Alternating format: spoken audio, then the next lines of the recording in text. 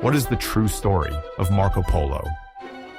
Welcome to Collapse, where history comes to life, and every video immerses you in the destinies of those who have shaped the world. Today, get ready to cross the veil of time and follow the traces of a traveler whose name evokes both mystery, audacity, and wonders. In the heart of the Middle Ages, between dusty caravans and jade palaces, echoes the story of a man who dared to cross the boundaries of the known world, Marco Polo. From the shores of Venice to the splendor of Xanadu, Marco Polo weaves a bridge between two civilizations.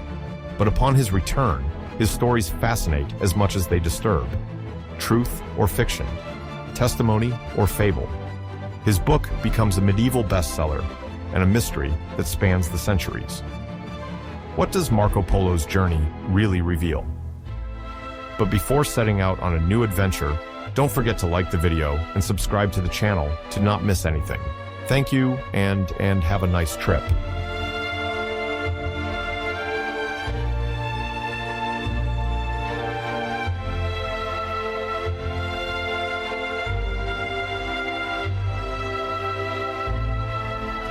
The first half of the 13th century sees the emergence of an unexpected power, whose speed will reshape the world map, the Mongol Empire.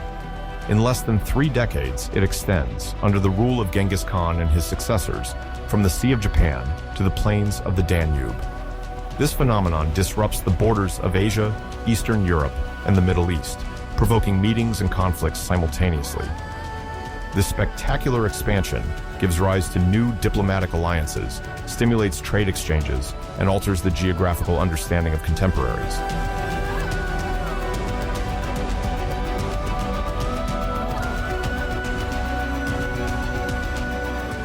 At the same time, Latin Europe is experiencing the last crusades, which, although less triumphant than the first, continue to leave their mark on consciences and inspire princes. In the Mediterranean basin, maritime city-states like Venice, Genoa, and Pisa become true economic and diplomatic hubs. They send their fleets to the east, sign treaties with Muslim rulers, and thus strengthen their prosperity.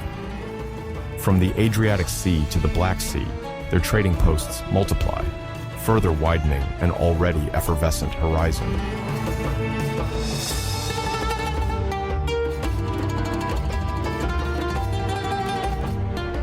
To the south and east of the new Mongol continent, the Islamic world is also in a phase of transformation. The Mamluk Sultanate, centered on Egypt, becomes a bastion of resistance against the Mongol invaders, while consolidating its own hegemony over neighboring Syria. Further east, the Sultanate of Delhi, established in India, cautiously observes the advance of the Mongol armies. These territories, already endowed with a rich political and cultural history, come into direct or indirect contact with the colossal expansion of the Khans.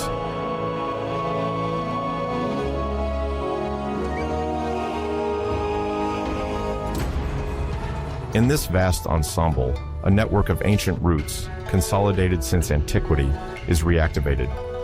The immense path linking East Asia to the Mediterranean, often referred to as the Silk Road. In the past, this route had already allowed for the circulation of precious goods, among which silk, spices, and rare stones. Around 1250, under the influence of Mongol conquests, its use is reinvented. The Pax Mongolica supports the security of caravans, encouraging trade and diplomatic journeys.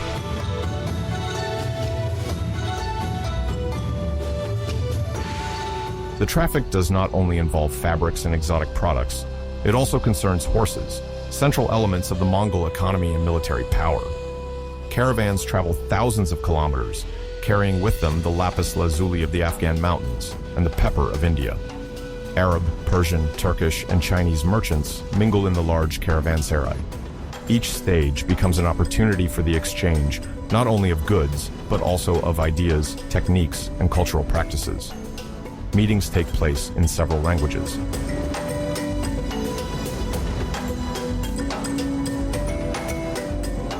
This conjuncture also favors the transmission of innovations still little spread in the West. The dry compass, inherited from Chinese research, appears as a crucial tool for maritime navigation, at a time when sailors still greatly depend on the observation of stars. Gunpowder, whose military usage is developing in Asia, arouses the interest of some European rulers. At the same time, paper money gains importance thanks to Mongol practice, while double-entry bookkeeping begins to spread in some trade centers.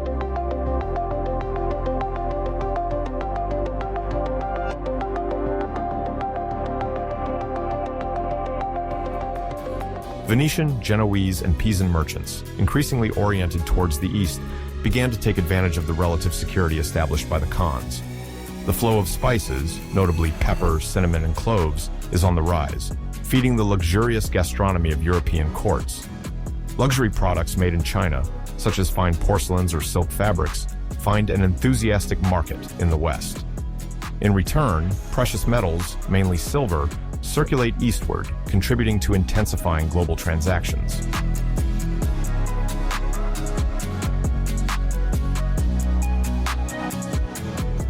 Meanwhile, Mongolian military strategies are shaped around mobility and light cavalry. They destabilize the more traditional armies of Eastern Europe and the Middle East, which struggle to contain the exuberance of the steppe riders. However, the period is not solely synonymous with conquests by force. The Mongol rulers also rely on diplomats and traders to negotiate peace treaties and truces, sometimes creating multicultural enclaves where merchants, religious figures, and administrators from diverse backgrounds coexist.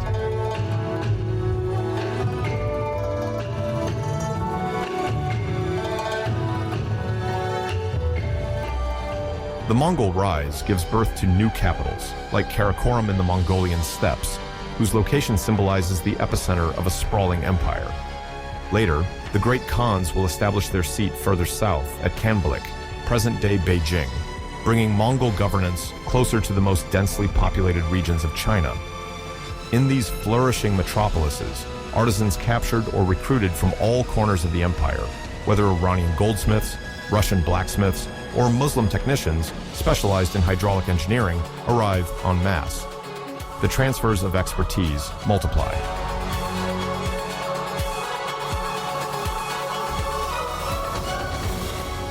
On the western side, European princes still intent on embarking on crusades, like Louis IX, St. Louis, sporadically entertain the hope of an alliance with the Mongols against the Muslim powers. Diplomatic missions are carried out, sending Franciscan and Dominican emissaries to the Khan's courts to propose military cooperation. Although most of these projects result in a lack of lasting agreement, they foster a better mutual understanding. The accounts of travelers, combining fascination and fear, feed the collective imagination about the unprecedented grandeur of the Mongol Empire.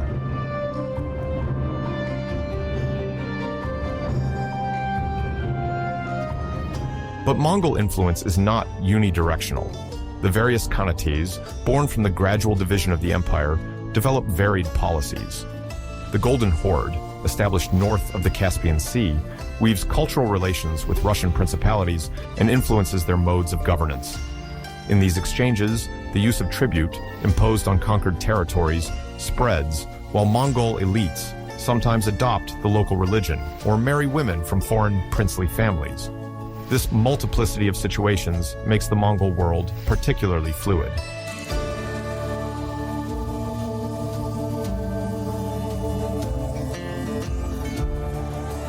On the economic front, the circulation of knowledge is just as striking. Muslim merchants, already renowned for their financial expertise, help spread the use of the Bill of Exchange, an essential document for long-distance trade. At the other end of Eurasia, the Chinese continue to perfect xylographic printing, promoting the dissemination of practical manuals and scientific treatises. Thus, in this mid-13th century, we see the emergence of an early globalization in which commercial, political, and cultural flows weave an original mesh.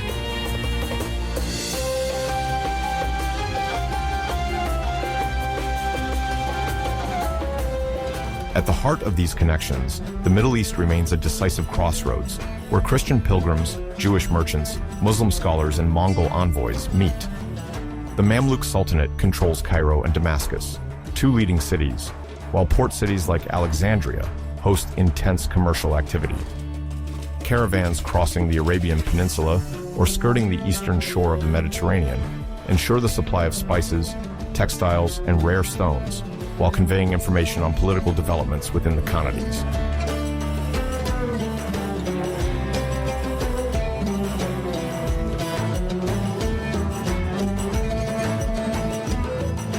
On their part, the European powers are attempting to fortify their positions in the Holy Land, even though the Crusader grip continues to decline.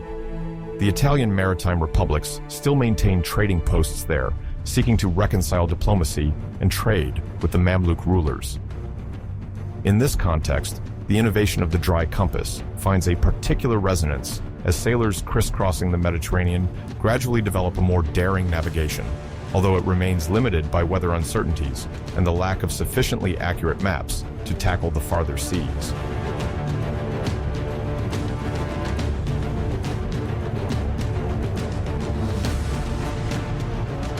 In the Mongol Empire itself, the religious tolerance decreed by several Khans promotes the establishment of Nestorian Christian communities, the influence of Lamist Buddhism from Tibet, and the perpetuation of Mongolian shamanic rituals. Interactions between beliefs give rise to local syncretisms.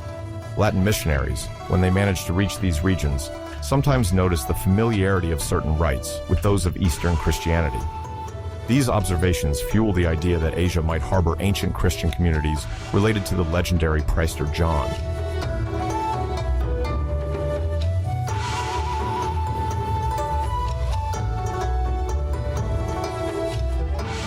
In the field of science and technology, the Sino-Persian interaction plays a fundamental role. Muslim astronomers, already renowned for their precise calculations and tables, sometimes collaborate with Chinese scholars, establishing observatories that compile celestial data of remarkable accuracy for the era. Mongol cartographers, keen on mastering their vast territory, encouraged the creation of large-scale maps, incorporating information from Persia, Russia, and China. The rise of geography then accompanies a renewed curiosity for distant lands.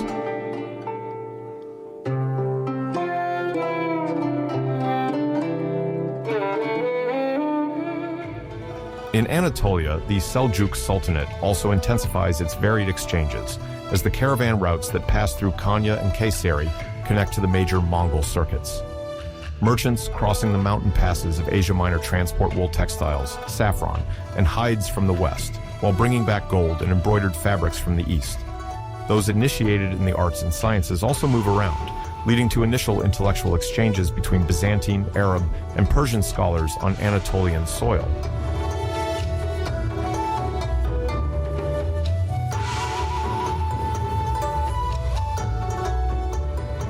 Around the year 1200, Venice, dubbed La Serenissima, already occupies a major place in the Mediterranean world. It presents itself as a maritime city-state, organized under an oligarchic system where the main patrician families concentrate the majority of the power. To deliberate on major political and economic directions, these influential lineages meet in an institution called the Great Council, whose role is to elect the Doge, supreme leader of the Republic, to vote on laws and to allocate public offices. Each of these great families jealously watches over consolidating its position, while the entire community relies on a keen sense of organization to maintain internal balance.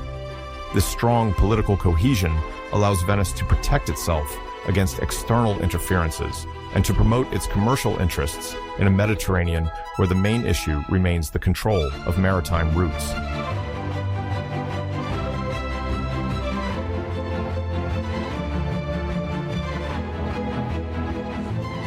The city has developed in the middle of a lagoon, in a marshy area that, over centuries, has transformed into a hub of intense traffic. The urban core primarily revolves around sometimes narrow canals, traversed by gondolas, small boats, and, for the transport of goods, small freight boats. The Venetian feat lies in the creation of the arsenal, an enormous complex of shipyards and workshops specialized in the production of weapons, sails, and ropes. Here, workers, blacksmiths, and carpenters build the famous Venetian galleys, long and maneuverable ships designed for transport as well as for war. Inside the arsenal, each step of a boat's construction is meticulously planned. Wood is sawn, nails are cast, anchors are prepared, and hulls are assembled. The Republic's authorities closely control the production pace and the quality of materials, ensuring a true standardization of naval builds. This high level of expertise contributes to Venetian domination over a large portion of the commercial flows that traverse the Adriatic Sea and farther to the Levant.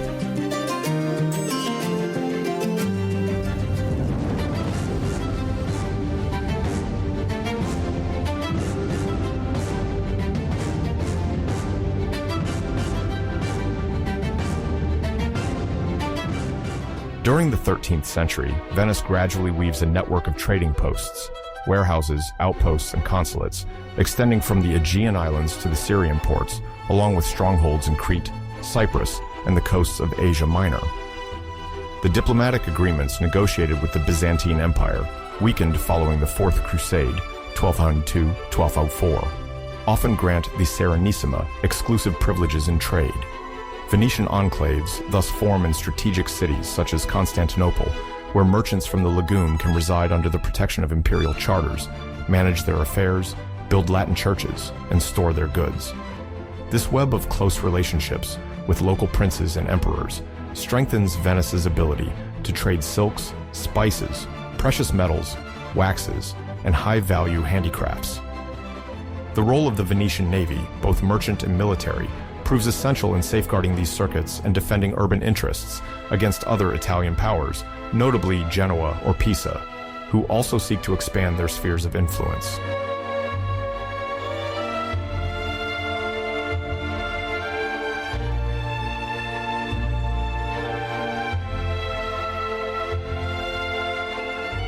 In this context, the Polo family stands out, active in the grand commerce from the first half of the 13th century.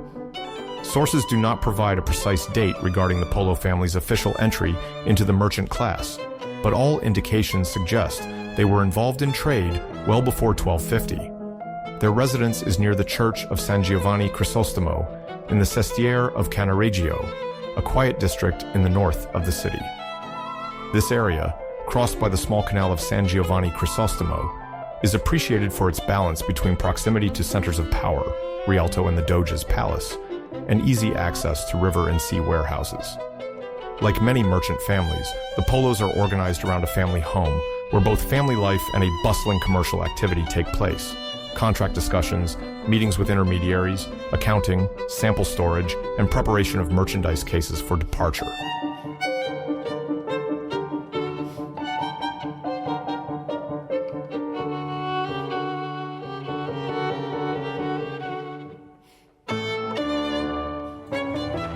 Throughout this period, the Republic of Venice cultivates a very particular cosmopolitanism.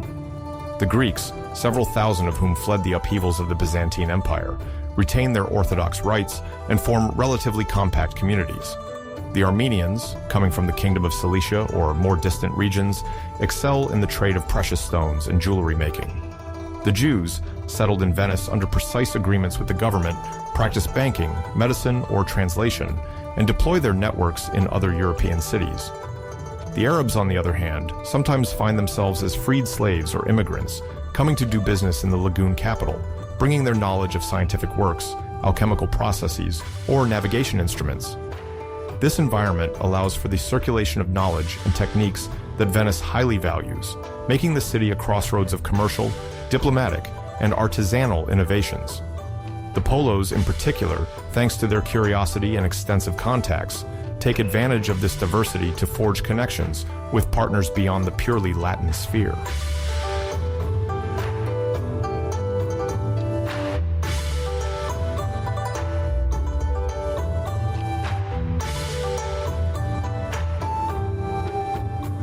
As merchant negotiators, the Polos benefit from a trade license granted by the Great Council upon recommendation and payment of fees. This act authorizes them to sail under the Venetian flag, a protective symbol feared by pirates and maritime marauders, and to establish themselves in several Levantine trading posts. There, they exchange goods, minerals, fabrics, or manufactured products by relying on Venice's solid reputation, known for its sense of commercial justice. It should be mentioned, however, that the competition from other Italian city-states directly affects the practice of trade. Some regions, like the Black Sea, see both Genoese and Venetians land, each containing the expansion of the other through limited agreements or open confrontations. Local suppliers, aware of these rivalries, often take advantage of the competition to raise prices or negotiate more advantageous terms. In such a climate, the Polo family must master not only the art of bargaining, but also the intricacies of diplomacy, knowing that any misstep could lead to the confiscation of cargoes or even reprisals against their assets.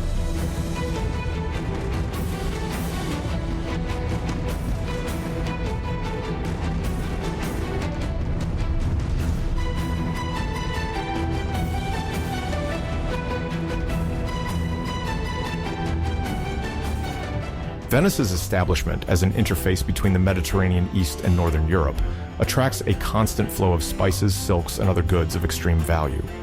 The major trade of these rare products benefits primarily the Venetian oligarchy, with each member seeking to consolidate their position within the Great Council or other key magistracies. The mechanism of social organization thus places the merchant nobility, including the Polos, at the top of a pyramid where family alliances, commenda contracts, commercial associations, and public honors interlock. In this hierarchy, successfully bringing peppers, incense, gems, or Chinese silks to Europe ensures considerable prestige and high profitability. The profits, when everything goes well, allow families to invest in building new ships, acquiring vast residences in the city, and creating a heritage to pass on to their children. In a city where dressed stone is rare and where building is done on stilts, owning a palace on the Grand Canal or in a renowned sestiere is a testament to the wealth generated by these distant exchanges.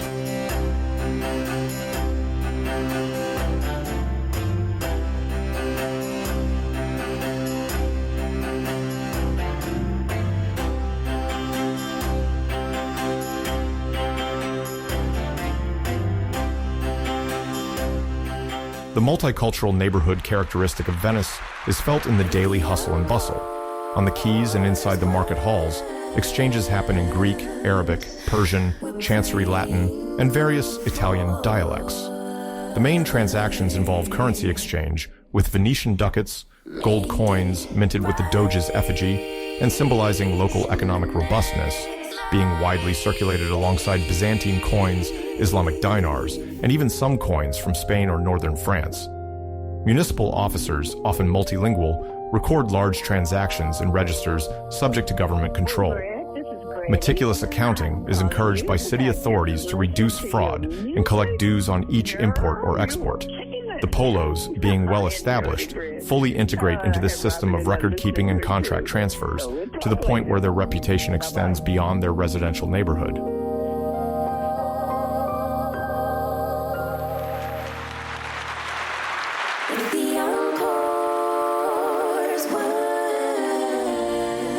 The Genoese competition, omnipresent at this time, heavily influences Venetian policy and the business strategy of families like the Polos. Based in Liguria, Genoa adopts a political model similar to Venice, with an elected doge and a council of notables. But the Genoese have developed their network with a focus on Sardinia, Corsica, several North African trading posts, and the Black Sea. Skirmishes between Venetians and Genoese often take the form of naval battles, especially when the two city-states compete for control of a vital route or strategic port. However, these rival cities perfectly understand the necessity of avoiding total confrontation to not destroy the very foundations of their wealth. Temporary peace treaties, or ephemeral alliances, are concluded and dissolved according to political fluctuations. Merchants constantly seek to navigate this perilous in-between, where a ship taken by the enemy can be seized and its cargo sold for the victor's profit.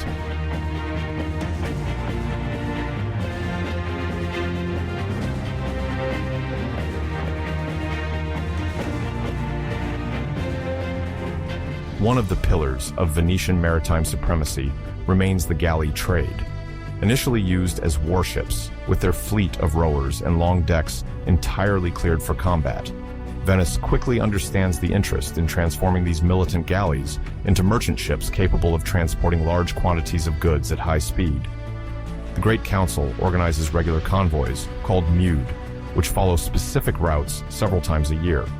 Each muda brings together several galleys and sometimes round ships, which are slower but have larger cargo capacity.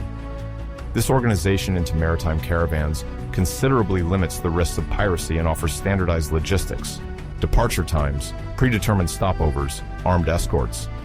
Merchants loading their goods onto these fleets pay a fee to the Republic, which guarantees them protection and more secure commercial yields. For a family like the Polos, having access to the Mude represents a considerable advantage, as the regularity of the connections facilitates the planning of sales and purchases in various Levantine markets.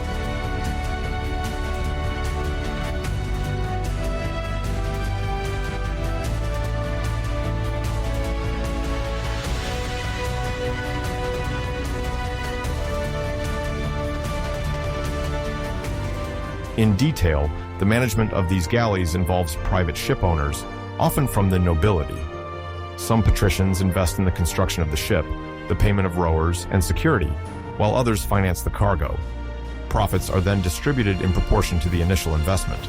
The Polo family, enjoying a certain affluence acquired through their trading experience, generally participate in such consortiums by providing capital or maintaining part of the fleet. The Republic also sets precise rules to avoid confusion between military and commercial use of the galleys. Tensions sometimes arise when ships are requisitioned for combat. However, long years of practice have allowed the Venetians to regulate these conflicts of interest, preserving the overall efficiency of the system. The archives bear witness to these arrangements, where the name of the Polo family appears among the subscribers to various voyages to Cyprus, Acre, or Constantinople.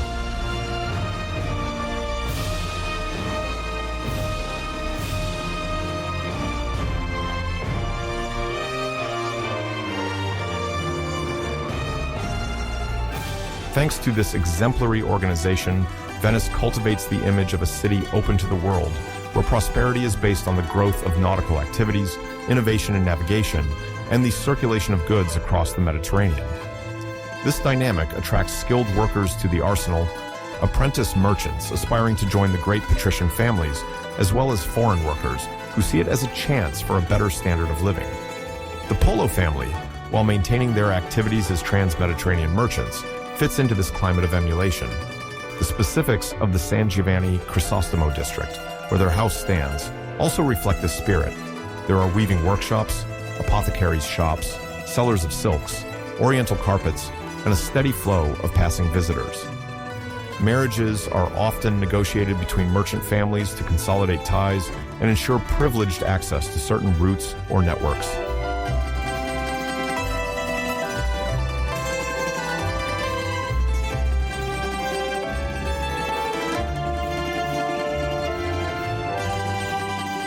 In the middle of the 13th century, the naval power of Venice, supported by its Grand Council and ever-growing capital, reaches a peak that allows it to impose customs tariffs, secure sensitive trading posts like Tyre or Alexandria, and claim the right to arbitrate disputes between Christian and Muslim merchants. However, the city must contend with the simultaneous emergence of other actors, such as the Mongol Empire to the east, which starts establishing direct contacts with the West, and the Mamluks in Egypt, masters of the Red Sea trade. The Polo family, for their part, remain attentive to these geopolitical changes, as they detect the emergence of new land and sea routes. Their Venetian license, a guarantee of respectability, allows them to partake in bold projects of exploration or distant trade, as long as the Republic sees an interest and the Genoese competition does not hinder their smooth progress.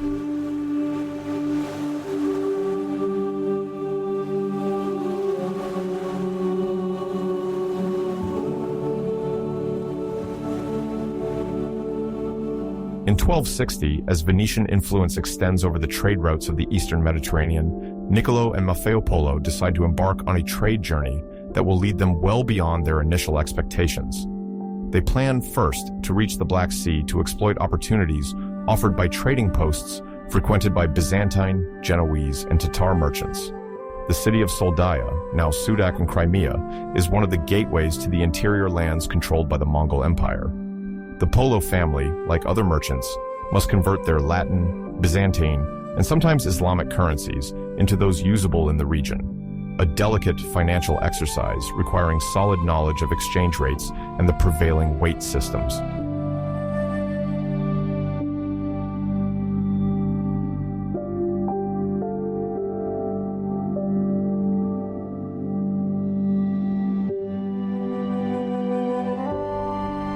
Soldaya is a transit point where many caravans form to head north to the banks of the Volga.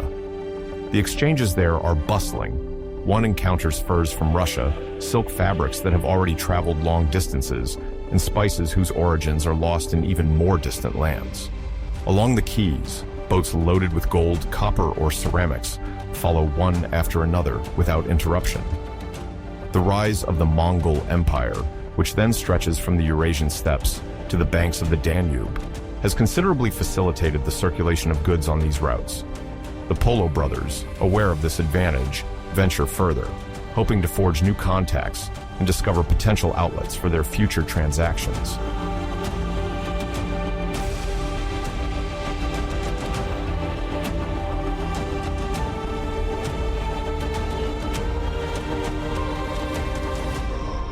After a few weeks spent on the coast, they join a caravan heading towards Sarai, the capital of the Golden Horde. This political entity was born from the division of the Mongol Empire following the death of the famous conqueror Genghis Khan, which occurred in 1227. The Golden Horde, whose territory covers a large part of Eastern Europe and Central Asia, is then under the authority of Berk Khan. Berk, the grandson of Genghis Khan, has established his power in the Volga region while maintaining complex ties with other Mongol Khanates. Sarai, his court, is located not far from what is now Volgograd and is renowned for its economic activity and cosmopolitan nature. Merchants from Persia, Central Asia, or the Byzantine Empire bring goods and luxury items there, fabrics, precious metals, horses, and even lapis lazuli from the mountains of the Hindu Kush.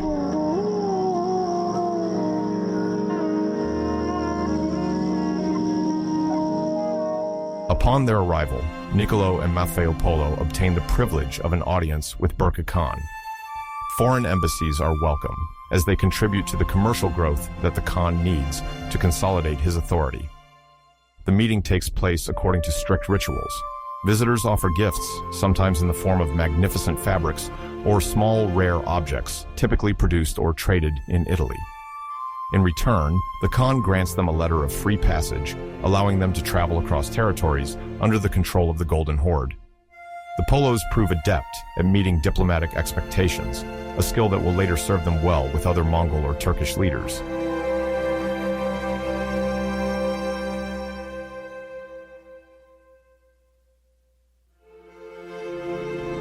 Shortly after, a war breaks out between the Mongols of the region and the Byzantine forces, seriously complicating the free passage of Western merchants.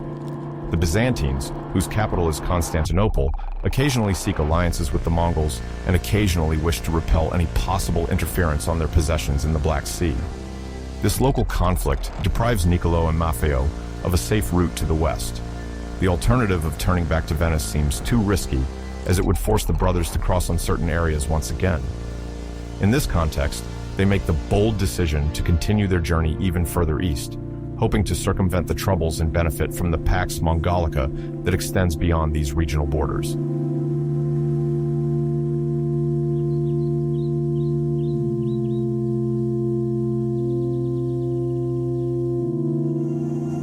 They then set out for Bukhara, a city located in present-day Uzbekistan, renowned for its madrasas, covered markets, and long tradition of trade on the Silk Road. Bukhara stands at the crossroads of routes connecting Persia, Central Asia, and Mongolia. Due to persistent troubles and the geographical distance from Venice, the two travelers choose to settle there for nearly 3 years. They mainly live from trading jewelry and spices, while learning new monetary and linguistic practices. Several languages are spoken in the region, from Persian to Turkic, and Eastern Christian minorities coexist with Muslim and Jewish populations in the merchant quarters.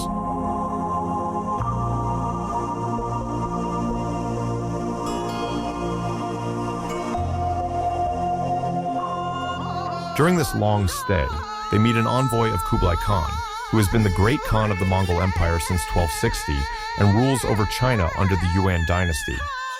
This envoy, sent to encourage exchanges and recruit artisans and scholars, is intrigued by the curiosity displayed by the Polo brothers and their ability to negotiate with multiple actors. He proposes that they accompany him to the court of Kublai Khan, convinced that their trading skills and experience on the roads would earn the sovereign's interest.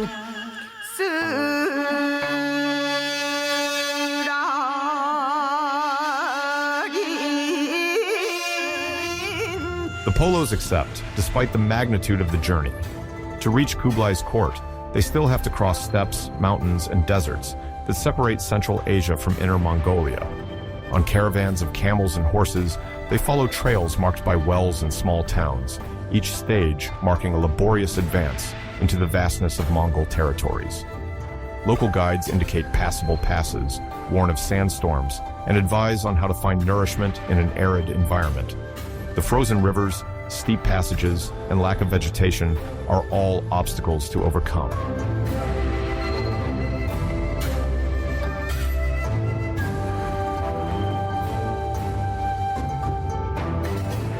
After months of traveling, Niccolo and Maffeo finally reach Chengdu, one of Kublai Khan's imperial residences. Located on the plains north of present-day China, this city, also known as Xanadu in later accounts, serves as the summer capital for the sovereign. Surrounded by officers and advisors from various khanates and regions of Asia, Kublai Khan greets the Western traders with a benevolent curiosity. He is interested in the stories they bring from Europe and the prospect of diplomatic exchanges with the Christian powers of the West.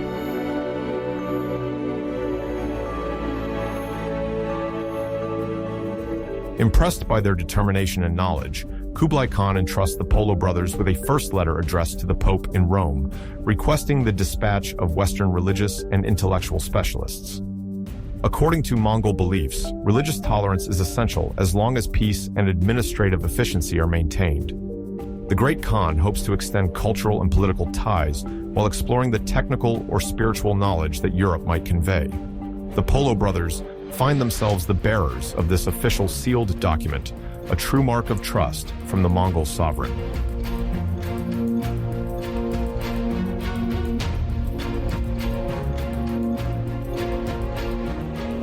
Marco Polo was born in 1254 at the heart of the serene Republic of Venice, in a vibrant environment where commerce, politics, and diplomacy mingle tirelessly. Son of Niccolo Polo, already an active trader in the Levant trades and a mother whose precise identity remains poorly documented, Marco finds himself very early on deprived of this maternal figure. The exact circumstances of his mother's death, which occurred while he was still a young child, remain shrouded in uncertainty, but this absence is felt throughout his upbringing. Within the family home, not far from San Giovanni Crisostomo Church, Marco nevertheless receives the care and attention of close relatives, keen to perpetuate the mercantile and Christian traditions of the Polo dynasty. He quickly discovers the Venetian milieu, characterized by a cosmopolitan effervescence due to the presence of Greeks, Armenians, Jews, and Arabs established in the city. Each brings elements of culture, languages, and commercial practices, enriching the young Marco's early education. Surrounded by tales from navigators returning from the Black Sea or merchants coming back from the distant east, he gradually develops an unquenchable curiosity for distant lands. Orphaned of his mother, he also turns to spiritual and scholarly figures, among whom is an uncle who is a canon, whose knowledge of ancient texts and discussion of the great principles of the Christian faith provide the young boy with a broad intellectual horizon.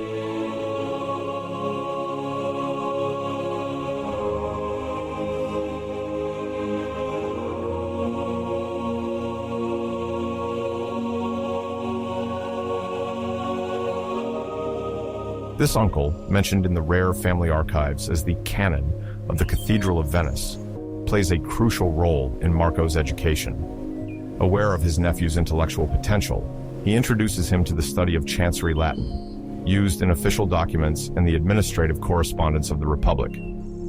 Beyond this prestigious language, Marco is also encouraged to handle various vernacular languages, whether it's the Venetian dialect or other idioms spoken by foreign merchants settled in the city. This linguistic openness is accompanied by a more technical learning, focused on the abacus, that is, the mathematics used by the traders of that time. The rudiments of calculation, mastery of complex operations, and keeping of commercial accounts are among the fundamental skills he acquires at this early stage of his life, in accordance with the practices of the Venetian merchant class. Moreover, his uncle introduces him to precious works like Ptolemy's Geography, a treatise that further fuels his interest in lands beyond the Mediterranean borders.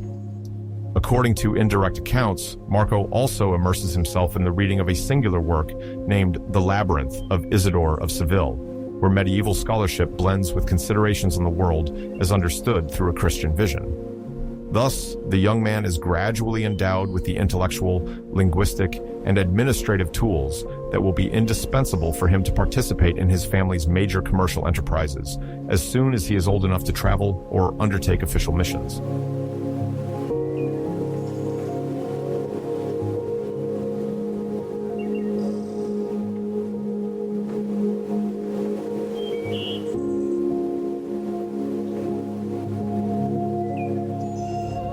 Marco's life, however, remains marked by the prolonged absence of his father Niccolo, who had left for distant travels with his uncle Maffeo before Marco was born. For several years, no direct messages reached Venice, and the family was unaware whether these audacious merchants, navigating the vast Mongol sphere of influence, had survived local wars, epidemics, or banditry. Marco grew up with an almost mythified vision of his father, a discreet hero at the far edges of indistinct territories. Rumors that Niccolo and Maffeo had approached the court of the Khans, those feared and respected rulers of Central Asia, sparked both fascination and worry in young Polo. While he frequented Piazza San Marco and the docks of the lagoon, he was constantly confronted with the commercial fervor that characterized the city. Galleys loaded with spices, silks from Byzantium, precious stones brought back from Alexandria, or even more distant ports. These incessant flows fueled Marco's imagination, revealing to him both the opportunities and the risks faced by those who traveled the roads of the Orient. Over time, the young boy developed a keen sense of curiosity and calculation, understanding that exotic goods represented treasures for the Republic of Venice, eager for economic domination in the Mediterranean. He already knew that one day he would want to follow in his father's footsteps to discover for himself both the splendors and the complexities of those eastern lands that captivated the lagoon city.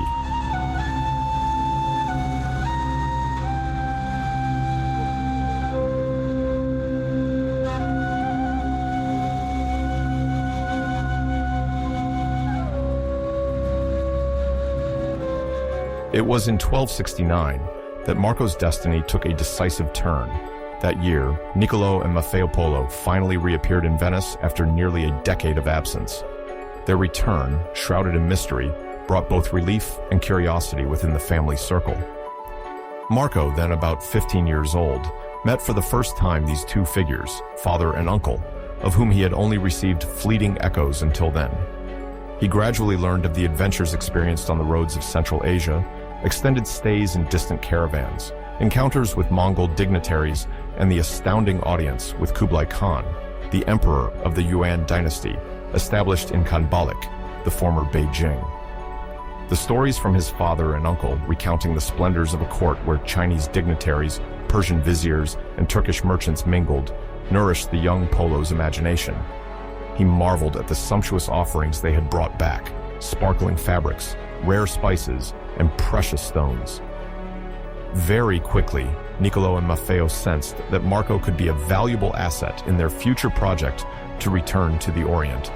His curiosity, solid training in languages and mathematics, and determined nature suggested a journey where the young man could play a significant diplomatic and commercial role. In this feverish atmosphere, the family prepared for another extraordinary adventure, foreseeing the strategic importance of regaining the Grand Khan's favor and strengthening ties between Venice and the distant territories of Asia.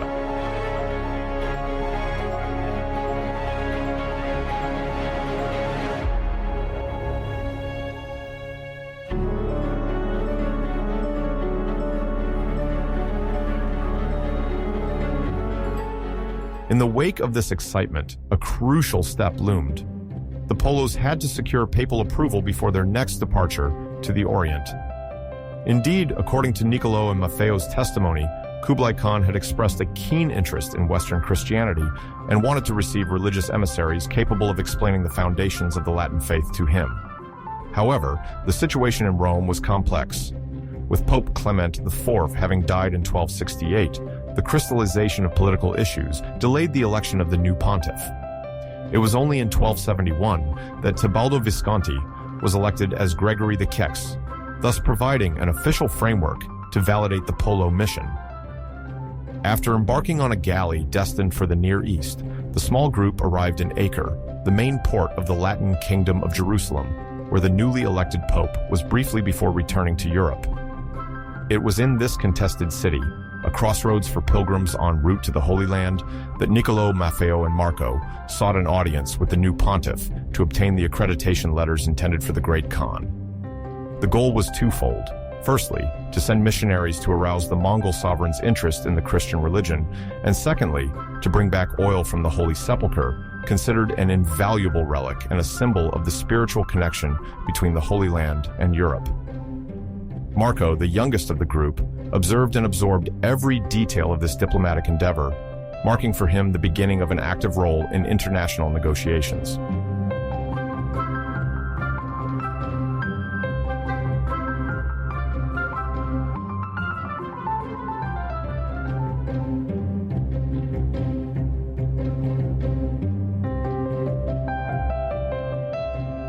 In this context, Marco Polo, still a teenager, finds himself facing challenges that go beyond mere commercial curiosity. The exotic allure of the Orient, the power of the Mongols, the diplomacy of the papacy, and the prospects of profit combine into a complex whole that foreshadows his future world. The Polos, granted an audience with Gregory X, received the papal bulls required to approach the Great Khan's court with the necessary religious legitimacy. The duty of bringing back oil from the Holy Sepulchre, an invaluable relic for any Christian, gives them a sacred mission in the eyes of the communities they encounter. For Marco, this papal mandate symbolizes his access to an active role. He won't just be an observer, but an actor in his own right. Imbued with the learning of his canon uncle and the mercantile experience passed down by his elders, he prepares to take the road, aware that this journey will leave a lasting imprint on his life. On the docks of Acre, the proximity to the Holy Land reinforces his sense of belonging to an ancient civilization, while also heralding his departure to more distant territories. The dual vocation, both religious and commercial, that unfolds before him is enchanting, negotiating contracts while spreading a message of faith, navigating difficult seas while safeguarding Venetian interests. No tale can truly prepare a young man for the vastness of challenges to come. But Marco Polo already seems driven by a desire to learn and explore. From the buzz of Acre to the call of the caravan routes, his mind turns toward the far reaches of Asia, where Kublai Khan and the wonders of an unparalleled empire await him. Internally, he senses that the stories from his father and uncle were only a glimpse of the new realities he is about to uncover.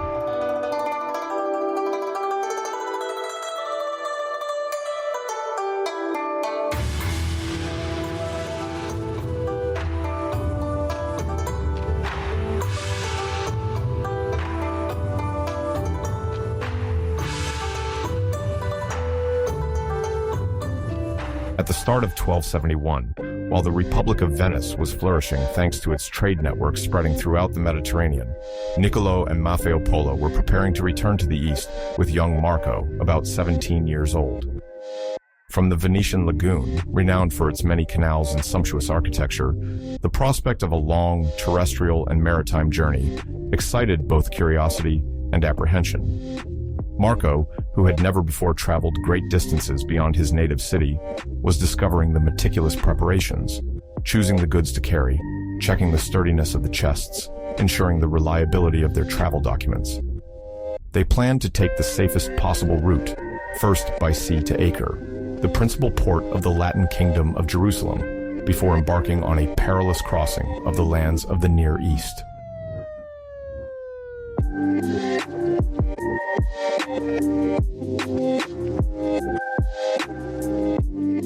The decision to begin with a sea crossing was based on pragmatic reasons. Venice, a powerful city-state, had maintained regular connections with the ports of the Levant for decades, and its ships, equipped with oars and sails, were renowned for their stability. The Polos boarded a commercial galley laden with precious products, silks, metals, spices, and other goods intended to be traded along their journey. The trip to Acre, located on the eastern coast of the Mediterranean, took about 2 to 3 weeks, depending on the winds and the necessary stops for water and food supplies. the atmosphere on board remained heavy with uncertainties. Stories were told of pirates or storms that could at any moment jeopardize the mission entrusted by Pope Gregory VI.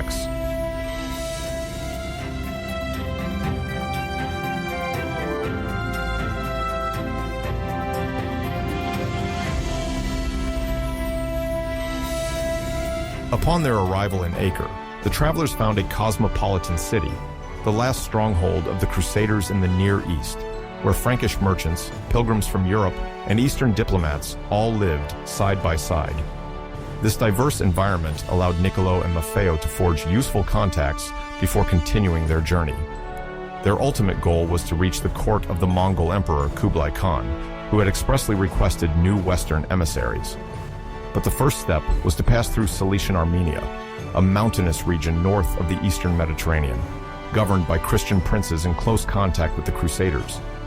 Anticipating a journey through sometimes hostile territories, the Polos recruited guides familiar with local dialects and procured robust horses, which proved to be more suitable than initially thought.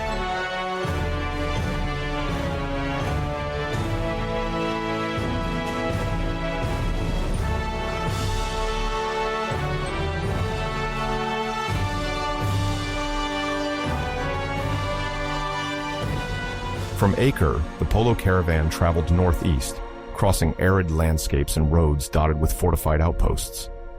The once numerous Crusader pilgrims were becoming rarer, and the presence of multiple checkpoints run by local authorities sometimes complicated their passage. The Polos had to present their passes issued by the Venetian administration and justify the reasons for their expedition. Soon, the convoy had to cross the border of the Armenian Cilicia, where castles perched on steep rocks stood as testimonies of alliances between various Christian kingdoms and princes. Marco, fascinated, mentally noted the distinctive features of each fortress, their architecture often influenced by various Eastern and Western styles. He was already developing a natural interest in the mix of cultures, which he would continuously observe throughout his journey.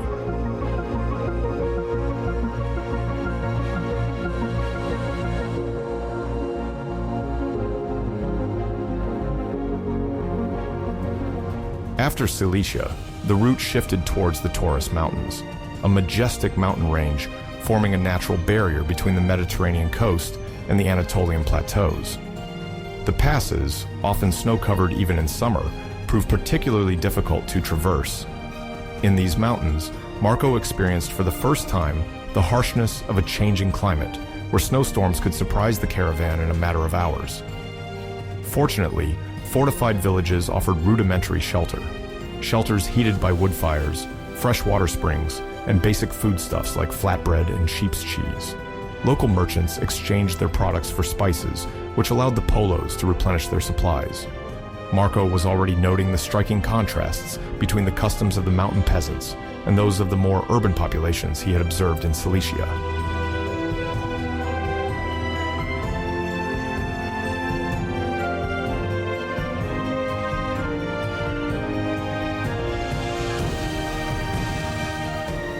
Once across the Taurus Mountains, the caravan emerged onto the vast plains of Mesopotamia, a territory once the cradle of prestigious civilizations such as Sumer, Babylon, and Assyria.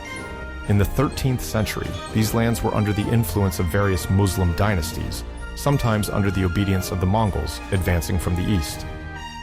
Marco, fascinated, encountered the first caravanserais, immense complexes where travelers could rest, feed their animals, and trade with merchants from distant lands like Egypt or India.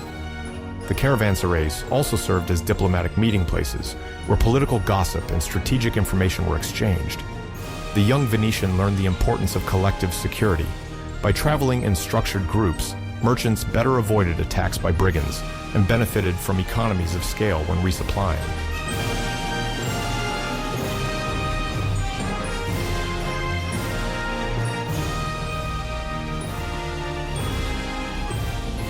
According to their initial plan, the Polos considered continuing to the port of Hormuz, located on the Persian Gulf, in order to attempt a maritime crossing to India and from there reach China by sea.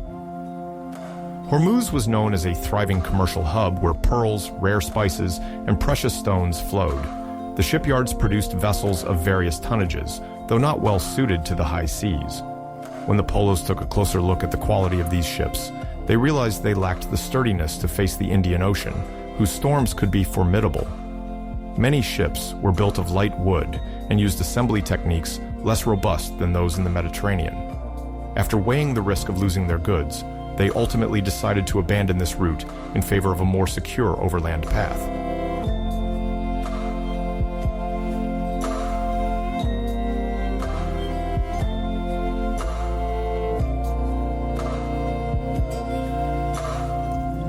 The Polos therefore resumed their journey towards the Iranian plateau, stopping in several fortified cities that dotted the major caravan routes. Some cities, linked to Turco-Persian dynasties, featured sumptuous mosques, covered markets, and artisan workshops producing ceramics or carpets. The young Marco marveled at these arts previously unknown in Europe, noting how the culture of the Near East was teeming with innovative ideas in architecture and decorations. The caravans, meanwhile, organized into long lines of camels and horses, escorted by armed guards. At each stop, they had to register with local authorities, pay taxes or dues, and negotiate access to wells. In every marketplace, one encountered men speaking Persian, Turkish, or various local languages, which became imperative to understand to avoid misunderstandings.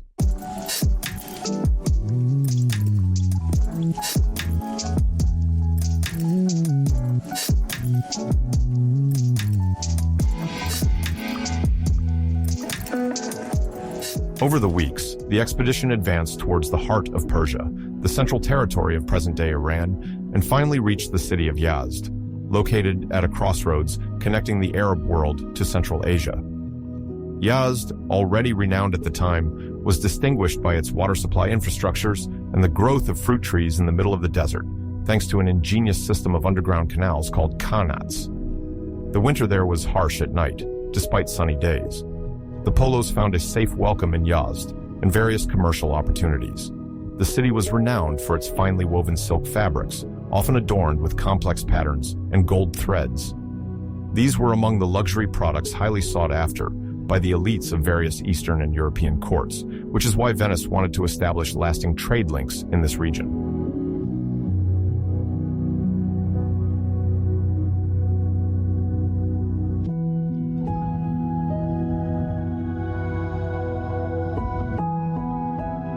In the workshops of Yazd, weavers worked the raw silk, which they then dyed with natural pigments extracted from local plants or minerals.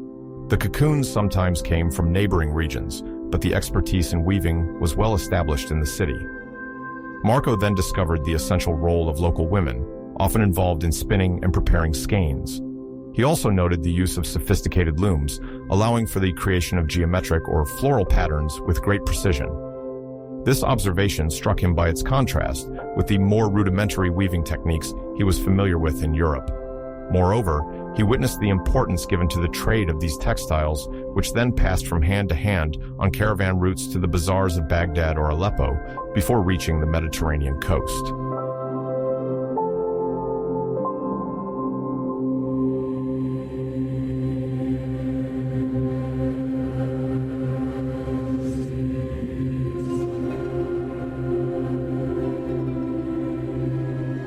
The Polos spent several months in Yazd, enjoying the relative security offered by its ramparts and strategic position. They were able to exchange part of their Venetian treasures for high-quality silks, rare spices, and pigments whose demand in the West was continually growing. As for Marco, he deepened his understanding of local customs, marveling at the Zoroastrian religious buildings, inherited from a tradition predating Islam, and observing the peaceful coexistence among different minorities. He learned about Persian medical knowledge, which favored the use of healing plants and already employed distillation techniques unknown in Europe. Meetings with travelers broadened his horizon: merchants from Turkmenistan, Shiite pilgrims on their way to Najaf, and Indian traders carrying raw pearls. At the end of winter, the city celebrated the Persian New Year, Nowruz, marked by colorful feasts and purification rites to welcome the spring. For the young Marco, this immersion in Persian traditions was a decisive stage, a source of constant wonder, as he found himself already at the crossroads of multiple cultural worlds.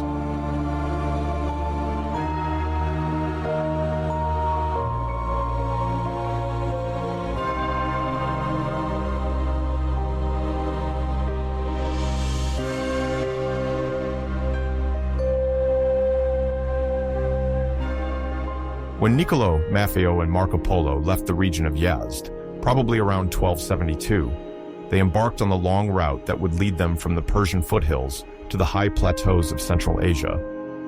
To a contemporary audience, the mention of this journey may seem exotic and distant, but for the great merchants of the 13th century, it was a crucial trade route connecting basins of silk, spice, and gemstone production to the vast territories under Mongol power. The Polos, equipped with their caravan of camels and mules, prepared to face vast deserts, dizzying passes, and flourishing oasis cities at the intersection of Turco-Persian and Chinese spheres.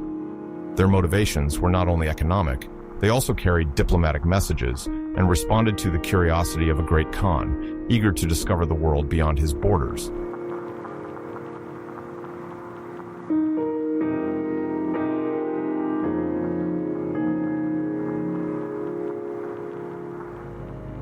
Before finally heading east, they spent a few days replenishing their supplies in the vicinity of Yazd.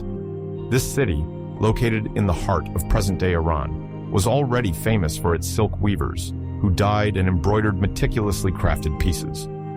The Polos were able to discern the finesse of the fabrics, destined for both European markets and Mongol courts. However, prior reconnaissance of the route was crucial. The region's caravan leaders, accustomed to difficult passages, advised them to beware of sandstorms and the rarely spaced caravan wells in the Lut Desert. Mastery of water, a vital resource, conditioned the entire progression through this extreme landscape.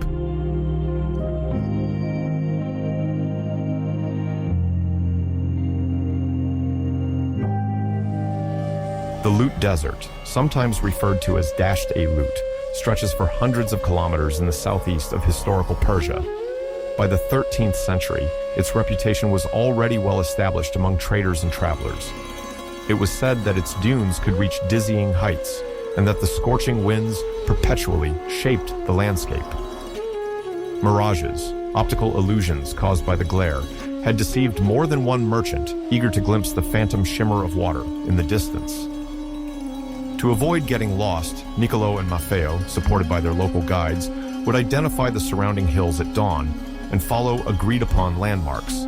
A boulder with unusual shapes, a rock where caravanners often stopped for the night, or the barely visible traces left by other merchant cohorts.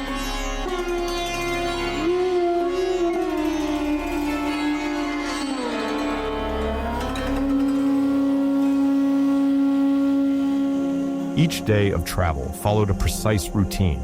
Departure was before dawn to escape the oppressive heat, and stopping shortly after noon to protect the pack animals under stretched canvases and check that they lacked neither water nor food.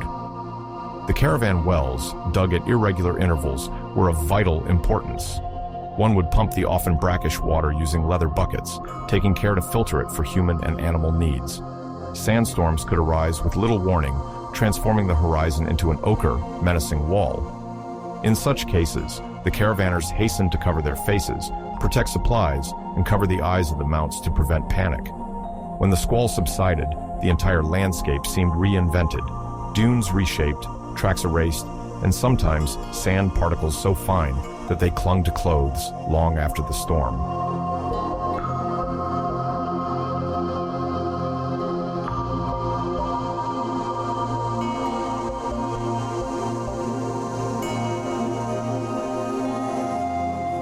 Crossing the desert, the Polos gradually approached the great provinces of Khorasan, and it was at this point that their route neared the foothills leading to Badakhshan. This region, located today straddling Afghanistan and Tajikistan, was renowned in the Middle Ages for its gemstone mines, particularly the legendary Balas ruby. The term Balas here is not to be taken in its usual sense. It derives from a linguistic distortion indicating the pinkish red of the stone, sometimes compared to the color of a peony flower or certain shades of coral. The Polos heard many tales about the veins of corundum, spinel, and these famed rubies that adorned diadems in eastern palaces. According to a local legend passed down by the caravanners, there existed a mountain of blades within which these gems were found.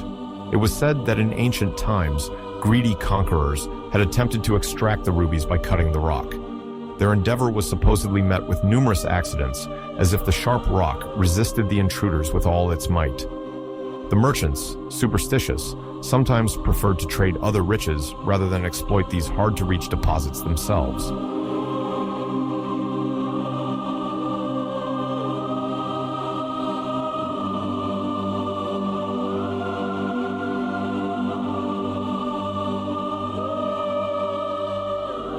The Polos' stay in Badakhshan, though temporary, allowed them to observe the customs and culture of a mountain population deeply connected to its harsh environment. In the narrow valleys, terraced fields allowed for the cultivation of grains and fruits. Caravans also came to resupply with spring water and food after the ordeal of the more southern deserts. The Polos noted the cultural mix of this region. Persian dialects interspersed with Turkish vocabulary were spoken, and Sunni Islam occasionally coexisted with Shiite minorities, all under local authority subject to alliances with the Mongols. For a foreign visitor, the variety of clothing, the music played at celebrations, and the warmth of tea accompanied by flatbread constituted as many fascinating, sometimes disconcerting discoveries.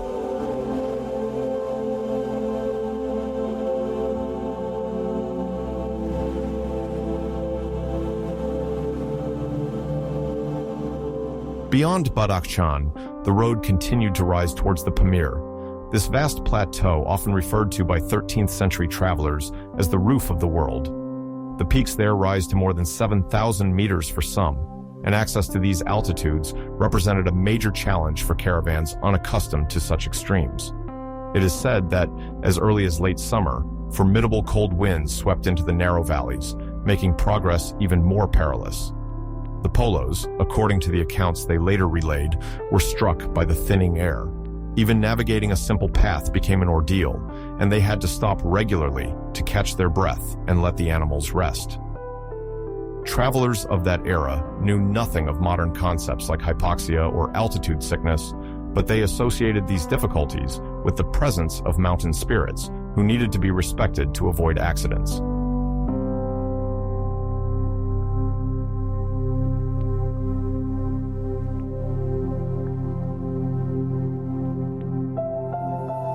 In the Pamir, yaks were the emblematic beast of burden. These large bovines, equipped with a thick, woolly coat, could withstand the cold, the thinning air, and the rugged terrain better than the horses and camels that accompanied the caravans on less steep routes. The Polos closely observed how herders used yak milk to make dry, nourishing cheeses that could be taken on journeys. The fires of dung made of dried excrement used as fuel also surprised them. In this region where wood is often scarce, every organic waste serves as fuel for heating and cooking. Driven by their curiosity, the Polos noted all these details, aware that their Venetian companions, once back in Italy, would be astonished to learn that one could survive and find nourishment in such an inhospitable, almost lunar environment.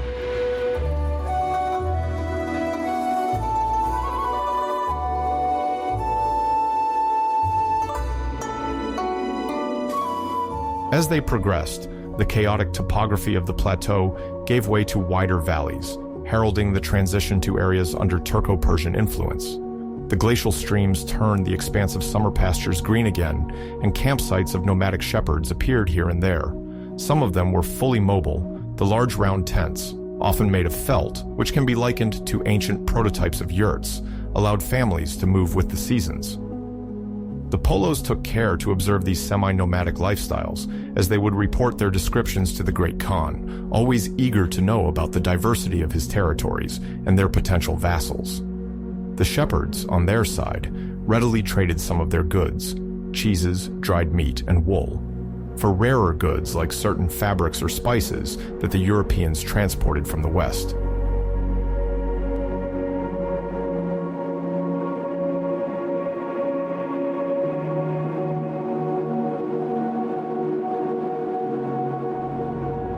After several weeks of toil on the high plateau, the caravan began its descent into the more temperate regions preceding Samarkand, one of the most renowned oasis cities on the Great Transcontinental Road.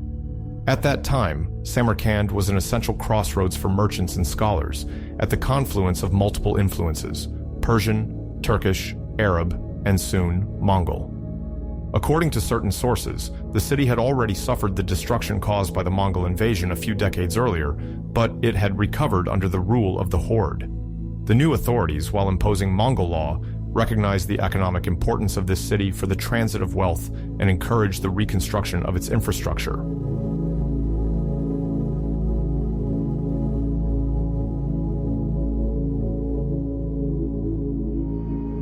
The actual arrival in Samarkand offered the Polos an impressive spectacle. The fortified walls, sometimes hastily restored, sheltered a vast maze of alleys where stalls of dried fruits, goldsmith shops, and weavers' workshops intermingled. One could buy handmade carpets there, true treasures of local craftsmanship, as well as musical instruments of Persian origin. Inner courtyards, protected by high walls, welcomed exhausted caravanners and caravanserais known for their hospitality. There was hay, water, and racks devoted to the animals, while on the first floor, simple rooms allowed the guests to rest in safety. The sound of metal tea bowls clinking against tables paced the life of these places. Arab merchants, Turkish traders, Mongol envoys, and European travelers could meet there, share rumors and information, and sign contracts.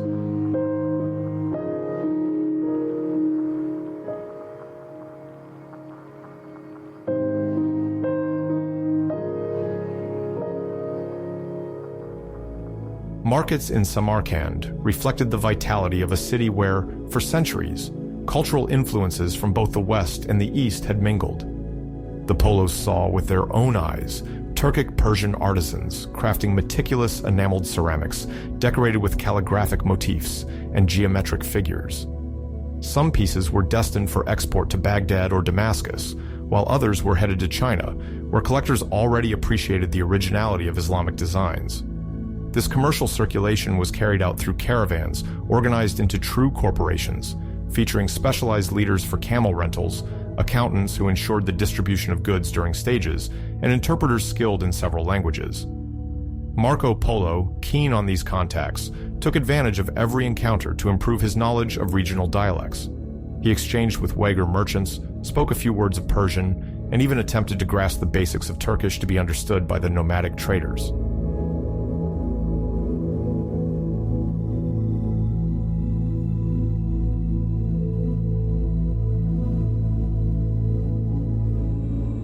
In the heart of the city, the Sufi influence was felt in the mystical atmosphere that prevailed around certain mosques or dervish convents. Sufism, a spiritual branch of Islam, advocated an inner search for truth and closeness to God. In the suburbs of Samarkand, it was said that great Sufi masters had provided teachings to those seeking the enlightenment of the soul. Brotherhoods gathered at dusk to perform ritual chants and dances in a spirit of spiritual elevation. For the Polos, who had grown up in a Catholic Venetian culture, these practices might have seemed bewildering, but their natural curiosity drove them to observe the faithful, to learn about their beliefs, and to jot down some notes for their future account. They noticed that the Sufi approach influenced the way people behaved daily. Hospitality towards strangers, respect for the poor, and the presence of charitable foundations testified to strong moral values, which had an impact on the entire city.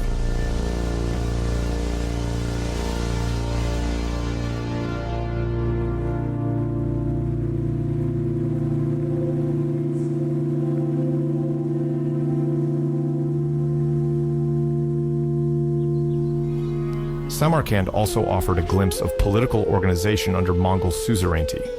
To administer the city and tax the commercial flows, sworn officials controlled the trade registers.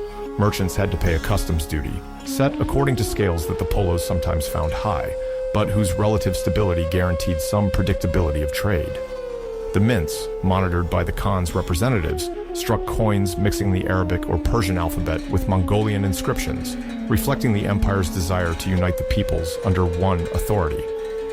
European travelers could settle their expenses in Venetian or Byzantine coins, but they often had to exchange the latter for local currency for daily market transactions.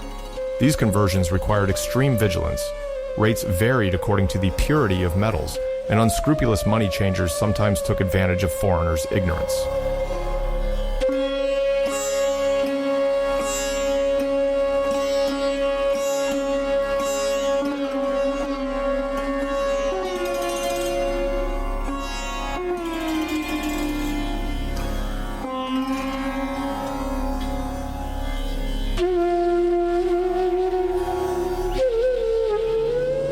In the caravanserais, it was not uncommon to hear discussions about speculations concerning new trade routes, the trade of horses, fabrics from Eastern Asia, or spices brought from India. The economy of Samarkand, being heavily based on this massive exchange, benefited from religious and cultural tolerance, serving as a bond, facilitating agreements. Merchant families promoted language education and the training of agents capable of traveling. The Polos, meticulous observers, accumulated anecdotes and valuable information on local customs, the traditional greeting, the use of baths, the consumption of fermented milk-based drinks, etc. Every detail could prove useful at Kublai Khan's court, where there was an effort to understand border societies. Although Marco Polo left no personal writings prior to the later drafting of the Travels of Marco Polo, it is likely that he had already mentally structured the key points to convey about this both mysterious and radiant city.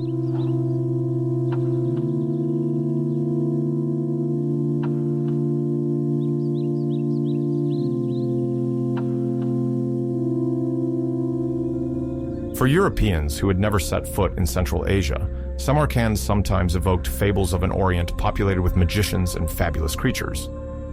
Yet, what Marco Polo and his family discovered aligned more with the reality of a major economic and cultural crossroads, where innovation and tradition coexisted in a subtle balance.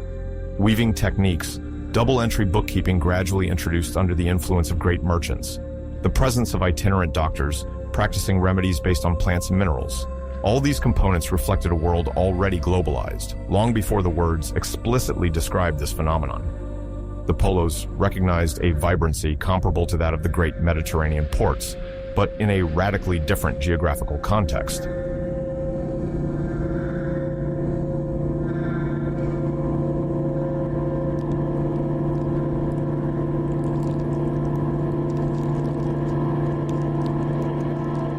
The many ethnic and linguistic subdivisions in the region were also accompanied by certain tensions, rivalries between local potentates, the independence aspirations of tribal chiefs, and Mongol pressure added a climate of permanent uncertainty. However, as long as trade thrived, the city experienced relative prosperity. It was precisely these lucrative routes, protected by the Pax Mongolica, that allowed the arrival of merchants as distant as the Venetians. Each caravan carried not only goods, but also stories, legends, and technical innovations that all hurried to circulate. By traveling these routes, the Polos contributed to the spread of ideas while nourishing their own knowledge.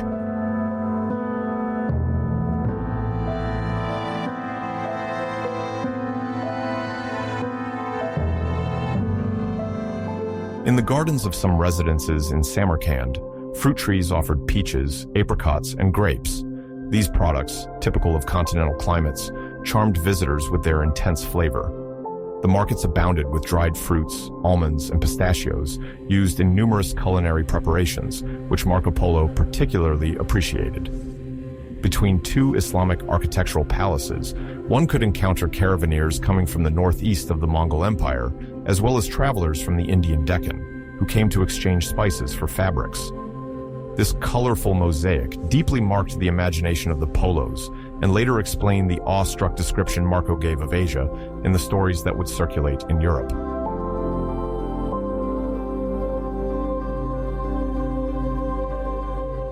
Within the very enclosure of Samarkand, Sufi influence coupled with the presence of astronomer scholars. Some, endowed with the support of Mongol administrators, studied the stars and tried to perfect calendars, aware that precise calculations could be useful to set dates for drought, sowing, or harvest. The monarchs of the Yuan dynasty, successors of Genghis Khan in China, had shown interest in Islamic science since astrologers and mathematicians were invited to their court. Samarkand, on its scale, served as a relay between Baghdad and China for scholarly exchanges. Manuscripts circulated, copied on paper, and sometimes annotated in the margins by curious theologians or doctors. The Polos probably did not grasp all the implications, but they understood the importance of this intellectual activity in the regional prestige of the city.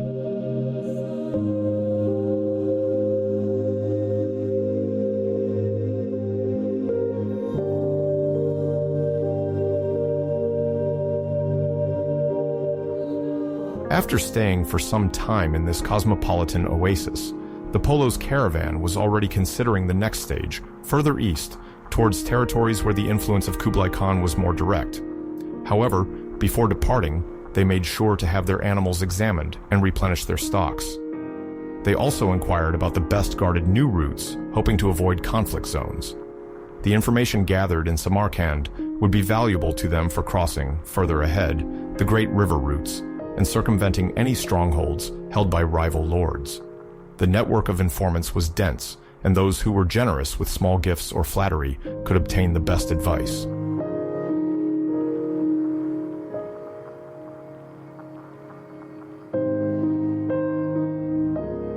Chants echoed in the evening through the alleys, mixing light percussion and voices rising into the warm night air.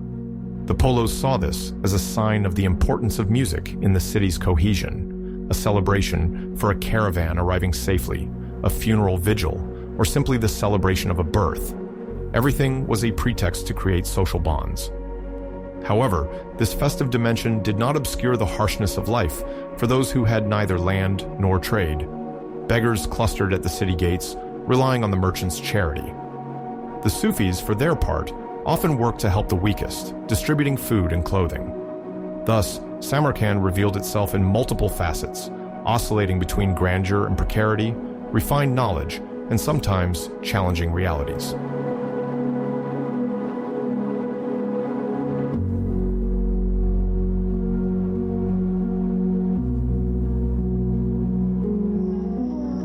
In this major crossroads, the Mongol imprint was still evident through the circulation of official messengers.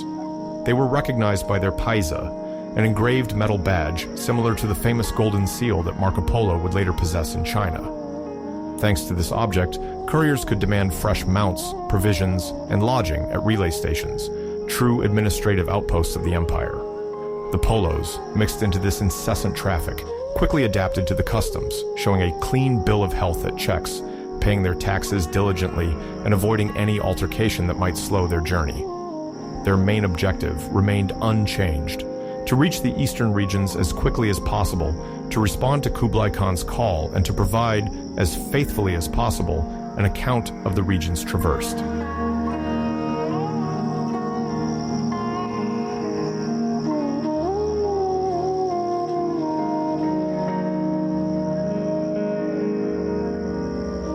By the middle of the year 1275, the Polos finally crossed the last stages separating them from the Mongol imperial capital, known as Khan Balik. After months spent facing the mountains, remote valleys, and desert expanses of Asia, Niccolo, Maffeo, and the young Marco reached the monumental gates of this legendary city. The road to the court of Kublai Khan, grandson of the conqueror Genghis Khan, had proven long and fraught with obstacles. However, arriving at the heart of the Yuan territory marked a decisive turning point for these Venetian merchants. Khan Balik, later called Beijing by some travelers, was already distinguished by its bustling merchants, the diversity of its political elites, and the splendid presence of the Mongol administration, which had imposed its domination over a vast area stretching from the Eurasian steppe to the southern provinces of China.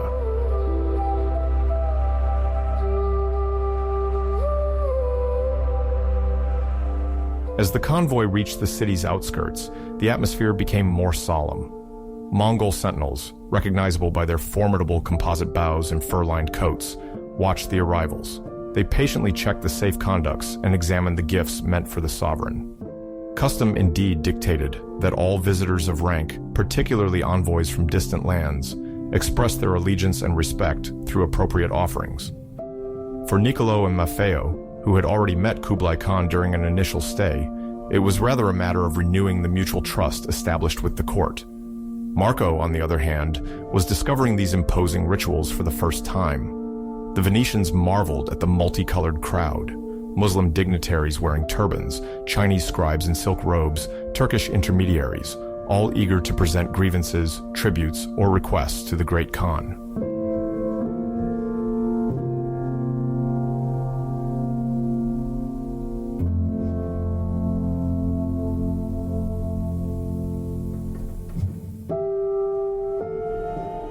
To officially enter the sovereign's residence, the travelers were led to a large reception pavilion where court eunuchs awaited, dressed in richly embroidered tunics. There, they were instructed on the exact protocol to follow to meet Kublai Khan. The Mongols attached great importance to the staging of their power, inherited from the nomadic tradition and reinforced by Chinese grandeur. When approaching the hall where the great Khan sat, each person had to perform 3 highly codified prostrations, the first to signify full submission to Mongol authority, the second to express respect for the empire, and the third to indicate loyalty to Kublai himself. A golden livery was often presented as a welcome to illustrious guests, symbolizing imperial benevolence and the honor bestowed upon deserving visitors. It is said that this livery sometimes took the form of a sumptuous garment or an insignia marking the sovereign's favor.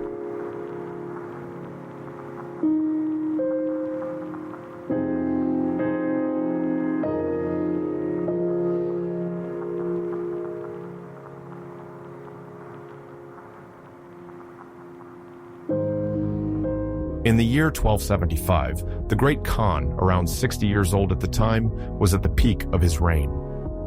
Since inheriting the Mongol Empire, Kublai had distinguished himself with a policy of openness towards Chinese, Persian, Turkish, and other scholars and administrators from various origins.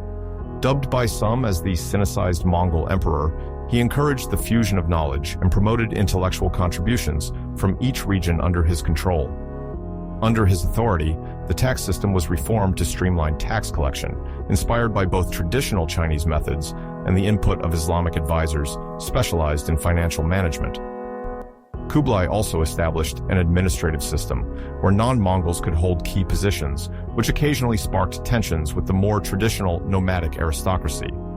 However, this policy of inclusion helped maintain a relative balance in an immense and diverse empire where merchants, diplomats, and travelers from all horizons crossed paths.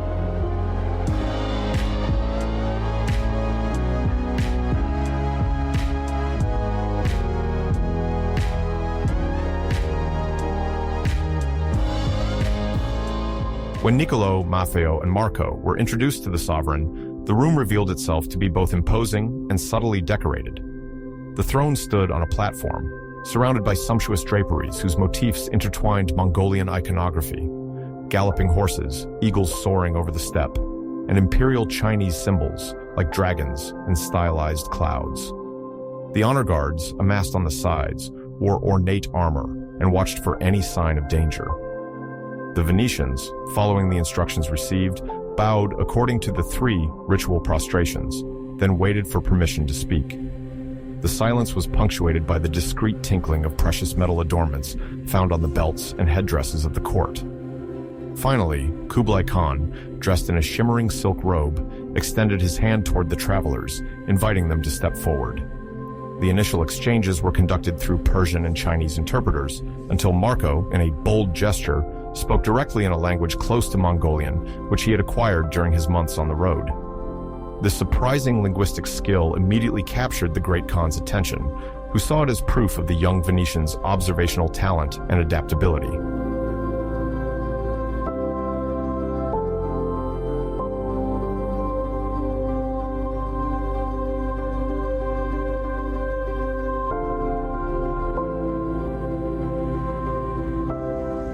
Impressed by this unusual effort to communicate without an intermediary, Kublai Khan questioned Marco about his journey, his land of origin, and the countries he had traversed. By responding with clarity and respect, the young man definitively gained the sympathy of the sovereign, who was always curious to learn more about distant affairs and new knowledge. Kublai then granted Marco an honorary title, symbolizing imperial trust, making him a chamberlain, a high-ranking servant charged with certain missions at the palace, and bestowed upon him the Golden Seal, a prestigious emblem allowing its bearer to convey official orders in his name. This insignia, carved from a precious alloy, guaranteed access to the empire's establishments and commanded the assistance of local officials. It was a rare privilege for a foreigner, signifying not only the great Khan's recognition, but also the obligation to faithfully accomplish the required tasks. Alongside his father and uncle, Marco knew he had just reached a decisive milestone in his integration into the Mongol court.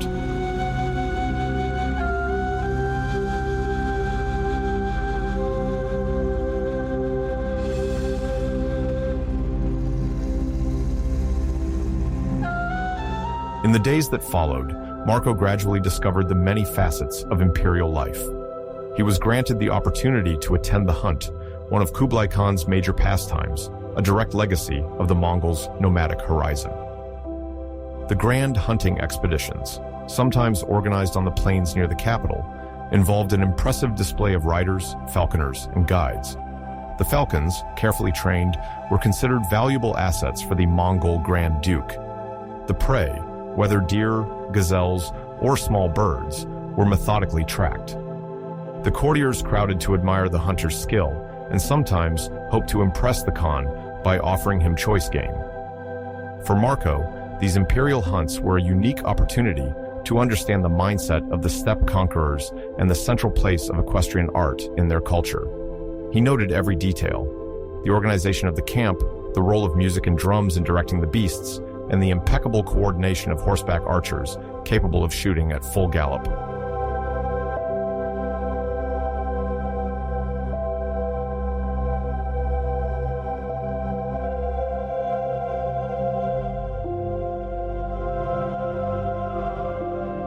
Beyond hunting, Kublai Khan's court impresses Marco with the efficiency of its communication network, known as the Yam. Inherited from Mongol tradition, the Yam consists of a web of relay stations spread across the entire territory. At regular intervals, post stations welcome envoys and provide them with fresh horses, supplies, and lodging. Each bearer of an official pass can thus cover hundreds of kilometers in record time, helping to maintain the political and economic cohesion of this vast empire.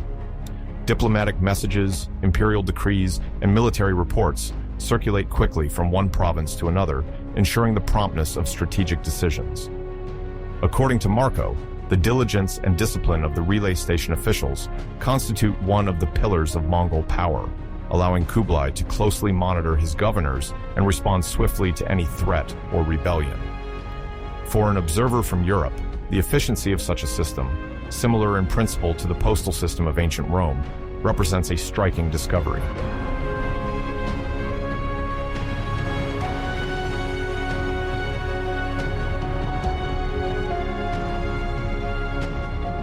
At the end of these first weeks in Khan Balik, the imperial retinue moves to Shangdu, sometimes called Xanadu. Located to the northeast, this summer residence offers a hilly and green landscape. Kublai Khan appreciates the relative calm and the beauty of the wooded hills there. The main palace, partially constructed of lacquered bamboo, blends harmoniously with the environment. The rooms are more intimate than in the capital, and gardens adorned with shimmering ponds host swans and cranes. Marco, amazed by the light and refined architecture, notes that the sovereign enjoys conducting his affairs more informally, surrounded by carefully chosen advisors. Smaller banquets and performances of singing and dancing are organized there in an intimate atmosphere, contrasting with the hustle and bustle of the main court. Itinerant musicians, camped on the road to Shangdu, tell visitors how the Khan extended his rule through clever alliances, unifying people's long-remained rivals.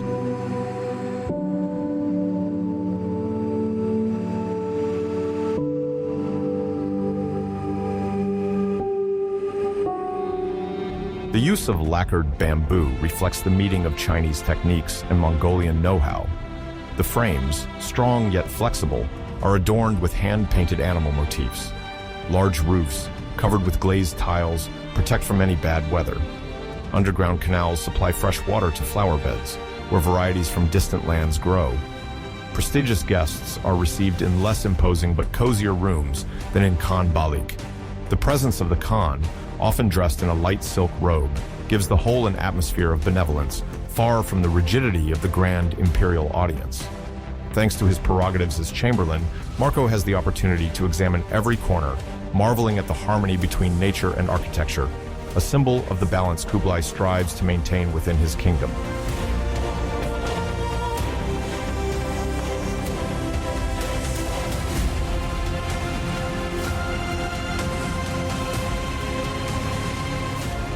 Amidst this verdant setting, Marco Polo continues his observations on court life.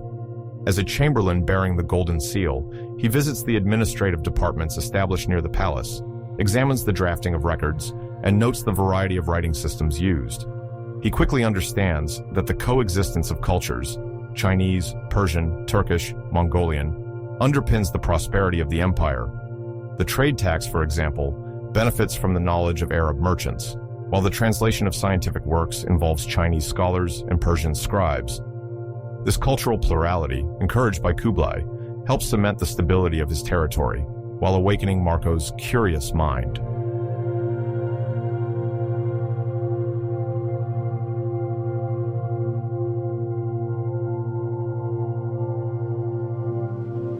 During banquets, Marco notices guests from Korea, India, Persia, or Turkestan mingling. Chinese dishes, roast duck, noodles, fragrant soups, mix with spicy dishes inspired by Central Asian cuisine. Etiquette remains strict. Kumis, fermented milk, is drunk while standing at the Khan's arrival. Discussions cover politics, economy, or military affairs, as Kublai appreciates hearing diverse opinions. Marco, both Venetian and imperial servant, takes advantage of these meetings to gather information on the geography and customs of an empire with many facets.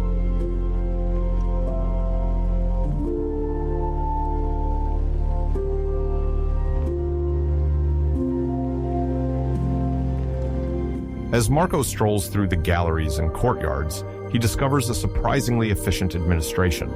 Officials ensure the supply of goods, the recruitment of soldiers, and the collection of taxes.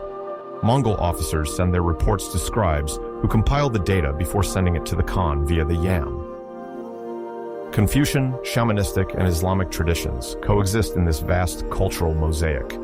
Marco marvels at the diversity of music, festivals, and inventions.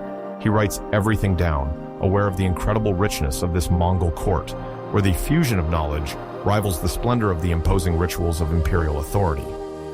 Marco also notes the subtlety of astronomical calendars used to predict planting seasons and organize imperial festivals. Every detail, meticulously recorded, enriches his understanding of this vast universe. These practices form a link between imperial authority and the communities.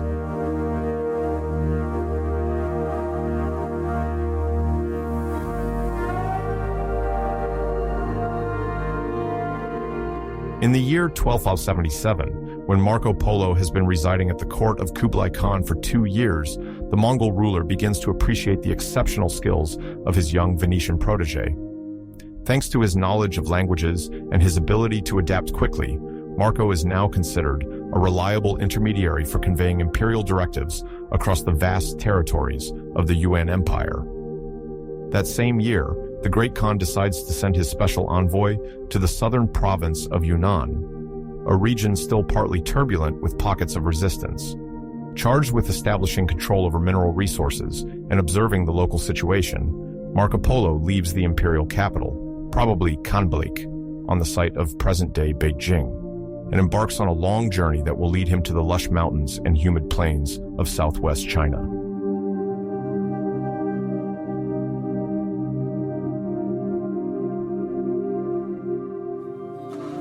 At the time of departure, the imperial administration provides him with an escort composed of Mongol horsemen and officials tasked with documenting each stage of the journey.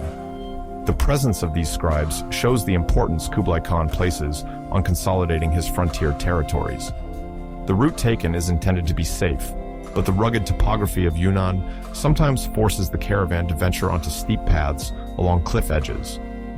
In his future accounts, Marco Polo will mention with fascination the dense forests housing exotic animals, including Asian elephants, seen for the first time. He describes the power of these beasts, capable of carrying enormous loads and used by some neighboring kingdoms as instruments of war. He also notes how local gold miners wash the rivers to extract gold, which is then traded in specialized markets under the watchful eye of Mongol administrators.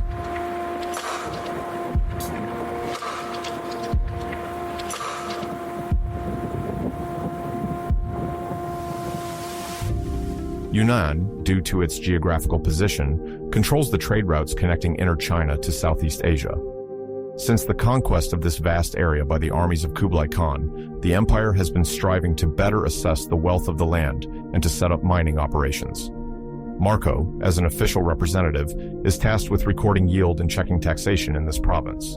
The Mongols wish to establish a tax system that, while partially preserving local customs, benefits the imperial treasury fully. In his notes, Marco reports being struck by the extent of rice, tea, and other typical regional crops, as well as by the importance of water buffaloes for rice cultivation in the wetlands. The roads, damaged by the rains and transformed into quagmires, complicate the progress of the caravan, but the Khan's seal opens most doors in villages and towns.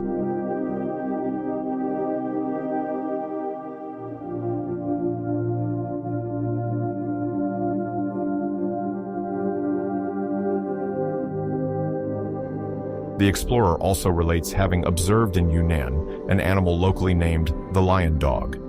His accounts describe a large dog with a thick mane, used both for hunting and guarding. Interpretations diverge. Some researchers see in it a large Tibetan dog, while others suppose it could be felines mistaken for lions. In any case, for Marco Polo, this type of encounter illustrates the diversity of fauna that the Mongols discover in leading their campaigns on these southern lands.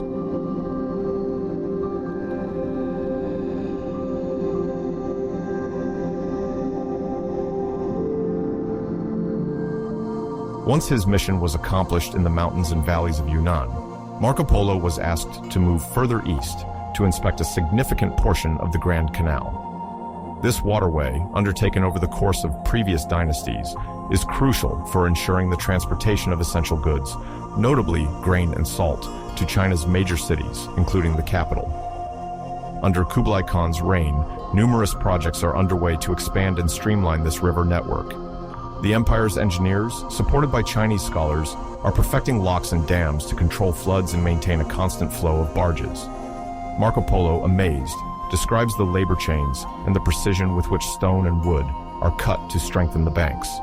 His role is to verify the progress of the construction sites, to record any technical difficulties, and to report on how the local populations perceive these developments.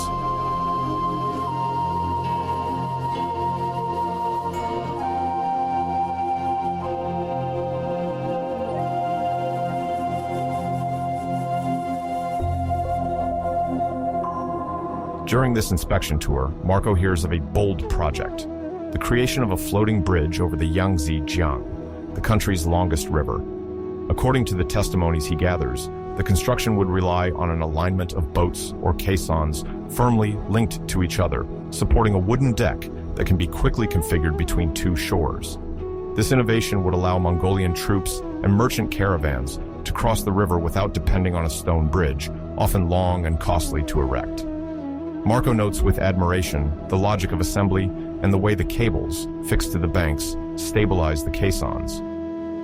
This modularity is a major asset for the Great Khan's military logistics, as the structure can be moved or dismantled in a short time in case of conflict or seasonal flooding.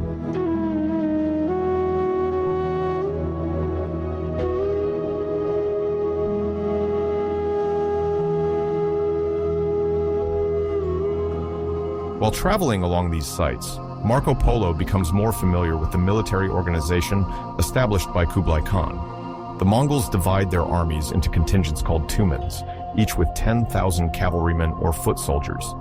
These tumans are subdivided into units of decreasing size, facilitating the rapid transmission of orders and flexibility on the ground.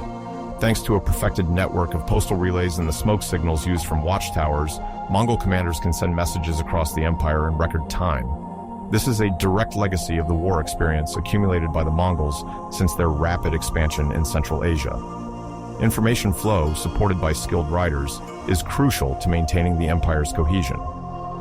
Marco Polo also notes the existence of Chinese garrisons under the supervision of Mongol troops, as the Yuan dynasty intends to prevent any rebellion within the conquered provinces. Local officers, whether of Chinese or Mongolian origin, must cooperate to avoid uprisings and enforce new laws.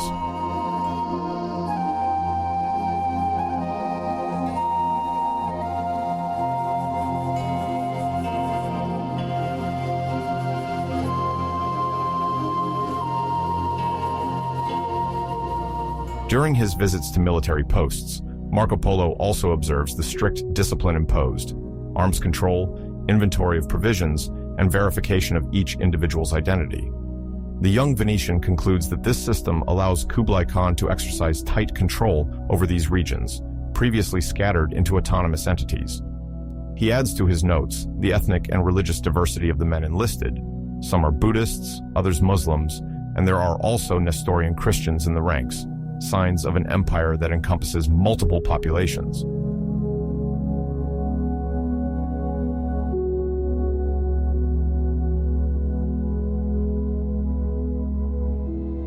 In the course of his inspections, Marco Polo also notices a very particular element of the empire's economy: the exploitation and trade of salt. Throughout his travels, he sees how much salt counts for the Yuan dynasty's fiscal policies. It is a vector of power and substantial revenue.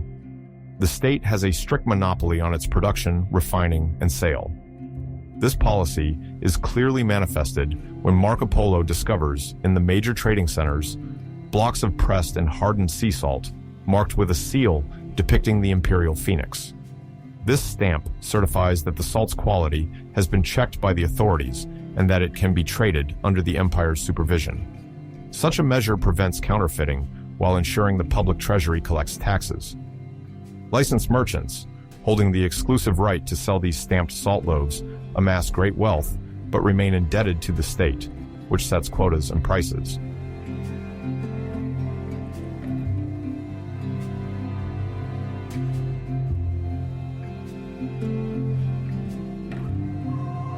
Marco Polo is particularly intrigued by this management of salt, which he compares to a form of currency.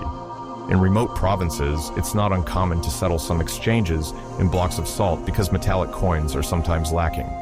The Yuan dynasty, according to the explorer's observation, fully exploits the importance of this condiment. Not only does it hold an indispensable fiscal lever, but it also supports its administrative presence in coastal areas and around salt lakes.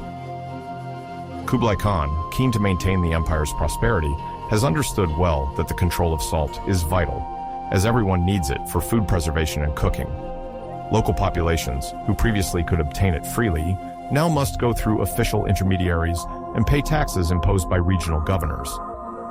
Marco Polo notes how this system, although it consolidates the Grand Khan's power, can sometimes provoke tensions whenever there is a production crisis or a sudden rise in prices.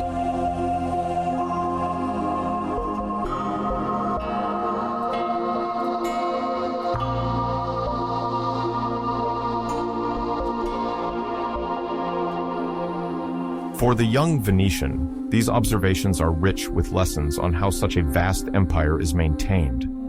He observes that the key to Mongol success lies in the ability to unify taxation, organize the flow of goods, and communicate rapidly in cases of emergency.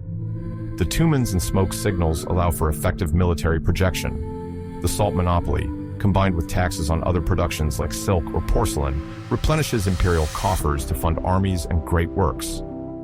Added to the solid organization of the Grand Canal, this strategy consolidates the unity of the empire by ensuring that, despite considerable distances, the farthest regions feel connected to the center. Marco Polo also notes that the emperor has wisely enlisted the expertise of many Chinese in administration, a crucial decision to secure the Mongol regime's legitimacy on the lands it governs.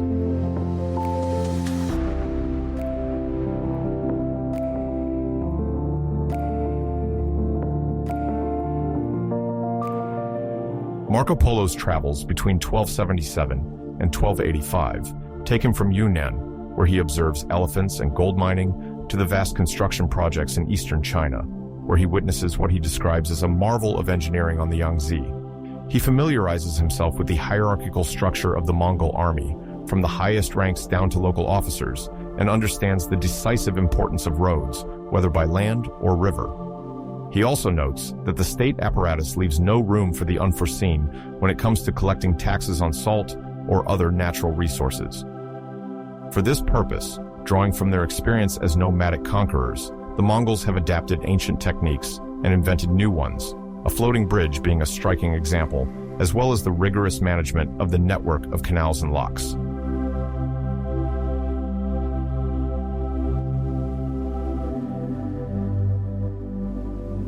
Finally, at the end of several missions, he sometimes returns to the court to report back. The records he presents attest to his interest in details: the exact distribution of garrisons, the number of boats required for a section of the Grand Canal, the extent of forests in Yunnan, or the volume of salt taxed in a specific port. His Mongol masters take advantage of this information to adjust their urban planning, their requisitions, and their communication routes. They particularly appreciate Marco's linguistic talents and his curious perspective, making him a privileged intermediary to understand the terrain, calm potential uprisings, and make the best use of the territory's resources.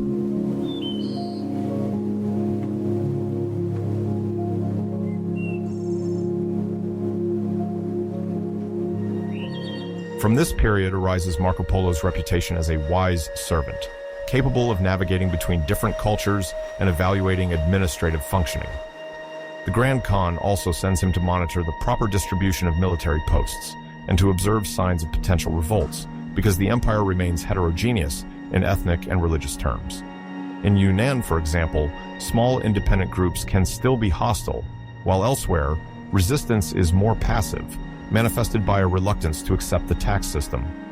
Each report from Marco enables the central authorities to adjust their strategy, integrating cultural concessions or targeted repressions.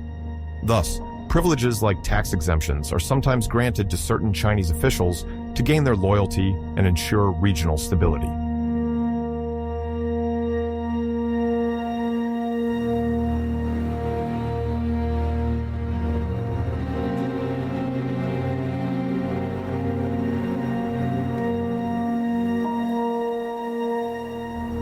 Passionate about everything he sees, Marco records in his notebooks the subtlety of the Mongolian hierarchy and the diversity of the regions that the empire encompasses. The stories he later recounts about Yunnan, the elephants, and the lion dog arouse the curiosity of an audience in Europe that is unaware of the existence of these exotic lands. The ingenuity of the Grand Canal constructions or the floating bridge on the Yangtze also fuels this fascination, as Chinese and Mongolian engineers seem to master techniques that most Europeans do not suspect. Of course, there are reservations and disagreements in the interpretation of Marco's words, but the picture he paints of the Yuan administration remains consistent with the image of an empire that imposes order and supports economic activity through military force and state regulation.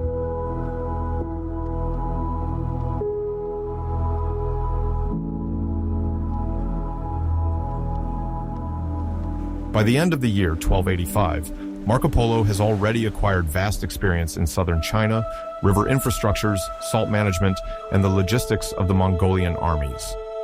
His role as a special envoy, punctuated by observation missions and information gathering, makes him a discreet yet essential cog in Kublai Khan's imperial project. He has traversed steep roads, visited military camps, questioned administrators, and met merchants of various origins. He now understands the strength of the Mongol Empire, its desire to connect everything via a tight network of communications, to impose fiscal order, and to leverage the skills of engineers and scholars from conquered regions. The Tumans form the armed arm of this ambition. Smoke signals transmit alerts in real time, and the imperial seal marking the salt attests to strict centralized control. This entire organization, centered around the figure of the Great Khan, shapes the daily life of millions of inhabitants. As for Marco Polo, he continues his service with Kublai Khan, bearer of the gold seal that legitimizes each of his initiatives and paves the way for further explorations, ever further into the heart of the Yuan Empire.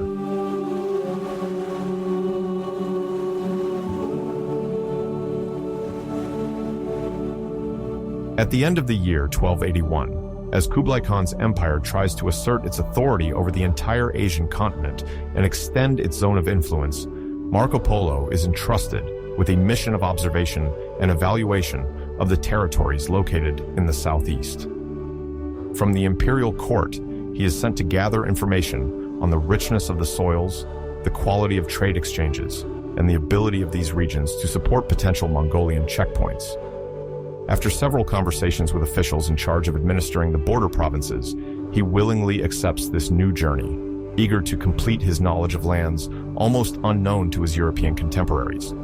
Equipped with his Chamberlain insignia, he prepares for departure, surrounded by guides and translators recruited from among the subjects of the Great Khan, who speak the local languages.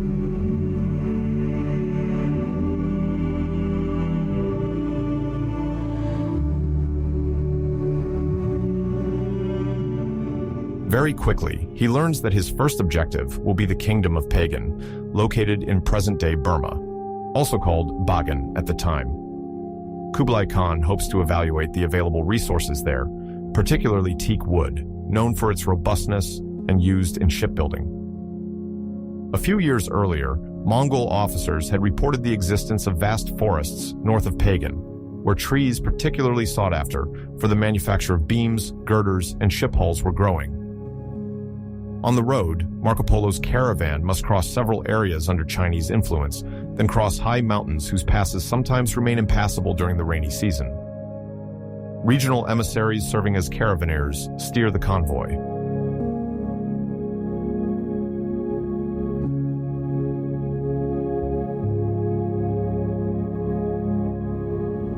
After several weeks of walking, interspersed with stops in merchant villages, the delegation arrives in Burmese territory. There, Marco Polo discovers the majestic pagodas of Bagan. The city, once flourishing, offers a unique panorama. Countless stupas and red brick temples rise on a dry plain crisscrossed by the Irrawaddy River. According to local scholars, the majority of these religious monuments were built between the 11th and 13th centuries, during the golden age of a kingdom that aimed to extend its influence over the entire region. Marco Polo marvels at the countless Buddhist sculptures, finely carved reliefs, and exotic-colored murals. He is also interested in the fervor of the worship, the constant veneration of relics, and the offering of flowers and food during ceremonies. He questions monks who allow him to enter one of the main pagodas, covered with gold plates on its upper part. The site contains, according to tradition, sacred representations imported from India, which attract a large crowd of pilgrims.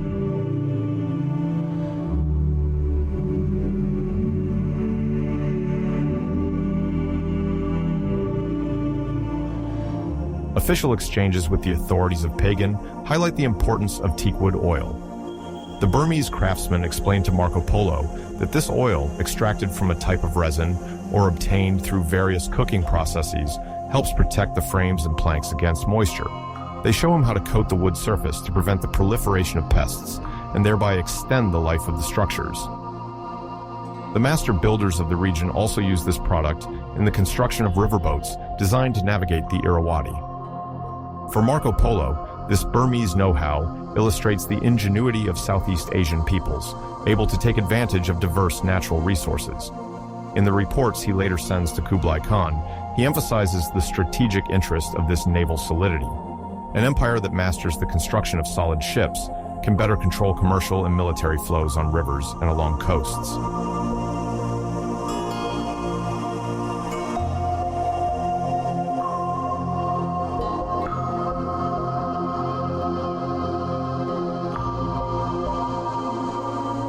While Marco Polo explores Bagan, he learns from messengers that the Mongolian fleet has suffered a real disaster in the waters of Japan. In 1281, Kublai Khan launched a second naval expedition to conquer the archipelago, hoping to succeed where a first attempt in 1274 had already failed. This armada, composed of thousands of junks, was to land on the Japanese coast to subdue the Kamakura shogunate. However, the news from the East China Sea is alarming. A typhoon, named Divine Wind or Kamikaze by the Japanese, swept across the entire Mongolian fleet, causing the loss of thousands of men and ships. This story deeply astonishes Marco Polo. He realizes that, despite its size, the Mongol Empire is not invincible. Nature can occasionally thwart the most ambitious plans and impose limits on the expansion of a power that is otherwise feared. The mention of this great furious wind, fallen from the sky, is repeated throughout conversations. The Khan's envoys, dispatched to various provinces, ponder how to strengthen naval armies in the future.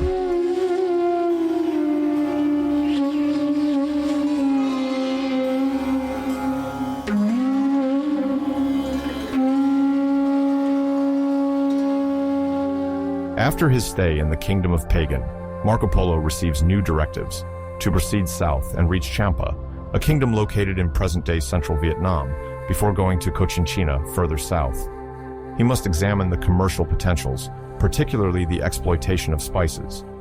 The accounts of Chinese merchants echo the existence of high-quality cinnamon along mountain foothills and in certain forest areas.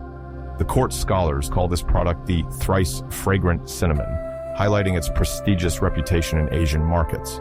Marco Polo quickly observes that the local population, accustomed for generations to harvesting this spice, knows ingenious drying and preparation methods. The barks are carefully cut, fermented in shaded shelters, then sun-dried until irregular sticks with an intense aroma are obtained. He has also shown crushed leaves to obtain a fragrant oil, which can be mixed with medicinal ointments. Impressed by the technique, he notes these observations in a notebook he carries everywhere, convinced that the great Khan will be keen to control part of this lucrative trade, even if it means imposing additional taxes on the harvesters or sending new managers to the site.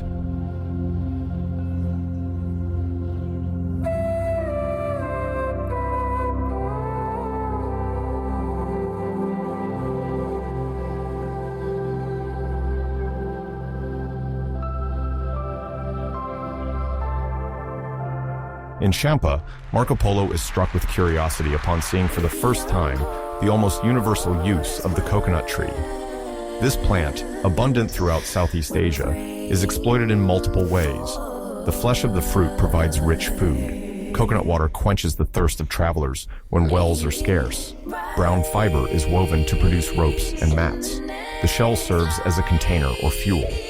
Even the leaves and trunks of these palm trees find their utility in the construction of simple shelters or the making of small, everyday objects. The peasants show Marco Polo how to dry and shred the fiber to obtain the base of ropes strong enough to moor boats, make nets, or weave carrying bags. He is offered a local drink made from fermented juice, sometimes called coconut wine, which he finds both sweet and slightly tangy. Surprised by the ingenuity of these people, he notes in his writings that the coconut tree is the tree from which 1,000 uses are derived, highlighting how each region exploits its natural resources to ensure its subsistence and conduct an export trade. We're praying for,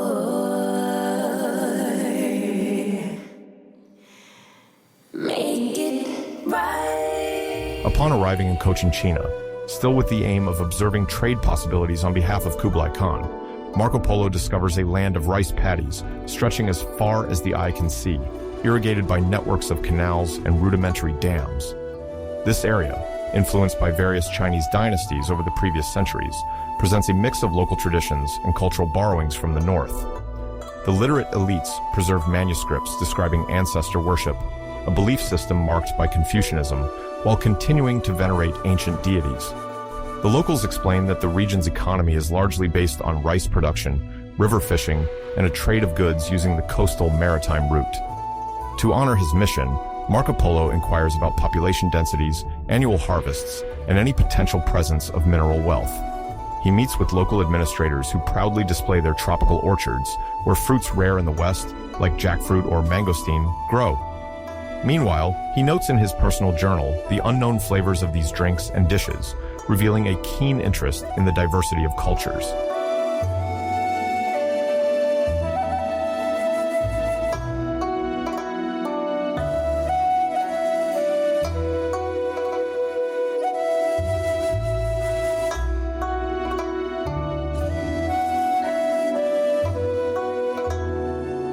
During the year 1283, the caravan decides to head towards the Red River Delta, a strategic region for exchanges between the South China Sea and the interior lands. A maritime caravan is organized, involving medium-sized junks designed to navigate both coastal waters and shallow rivers.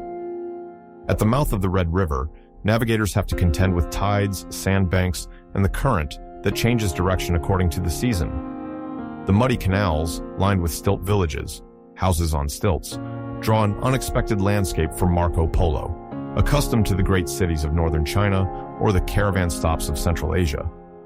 Here, everything happens on the water. Families travel aboard long, slender canoes, transport their goods in baskets suspended at the front of the boats, and cultivate plots of land on silty islets. Floating markets take place at dawn, when peasants and fishermen converge on a specific point of the river to exchange fish, vegetables, and various crafts.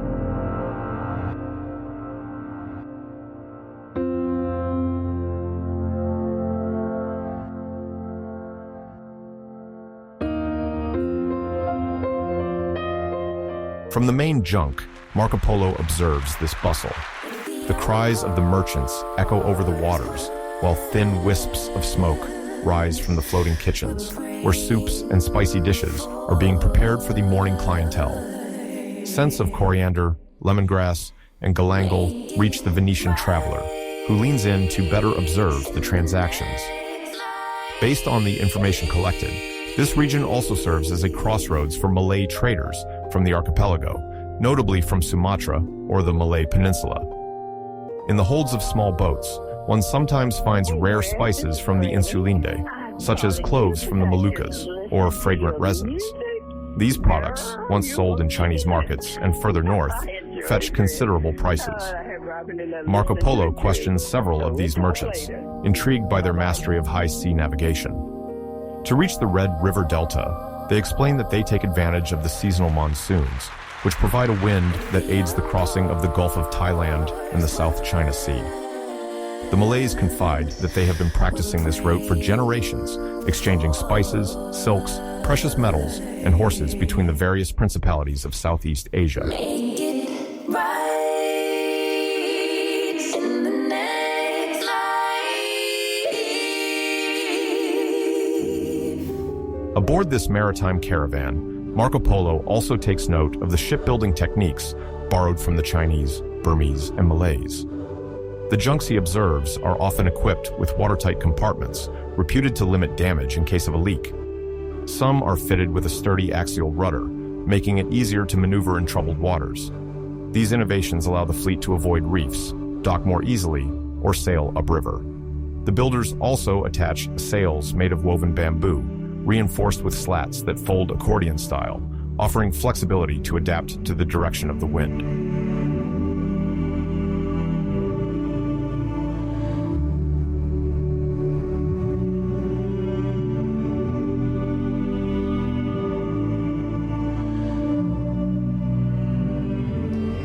The Malays' polo encounters in the riverine trading posts describe their preferred stops: Patani, Malacca, or even ports in Borneo, where mother-of-pearl, camphor, and rhinoceros horns are exchanged, invaluable curiosities on the Far Eastern markets.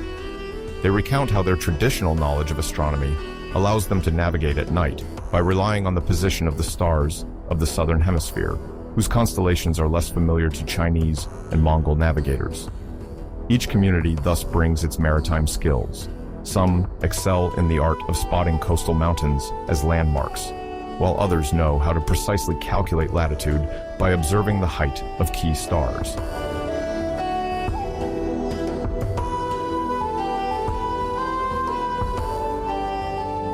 In contact with these merchants, Marco Polo perceives the extent of the commercial network that links Southeast Asia to the major hubs of the Silk Road.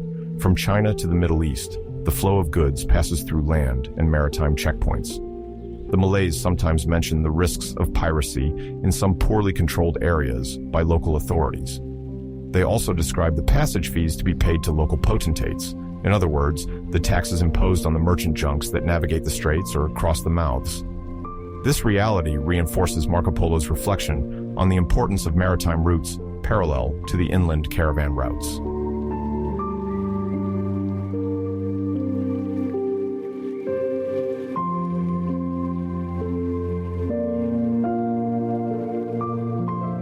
During the stops in the Red River Delta, local envoys of Kublai Khan organized several official meetings with the regents and chiefs of these riverine territories.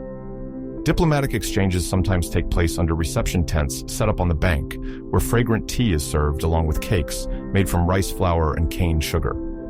Other times, these are private audiences in dark wood rooms, decorated with carpets or hangings, where Marco Polo, flanked by interpreters, presents letters sealed by the imperial administration and explains the nature of his journey. He is often asked about the news from the court of the Grand Khan. He is questioned about the Mongol military power, even though, in the region, tales are already abundant about the formidable cavalry that has subdued northern China. Meanwhile, Marco Polo seeks to assess the level of respect or fear that the Yuan Empire elicits among these local rulers.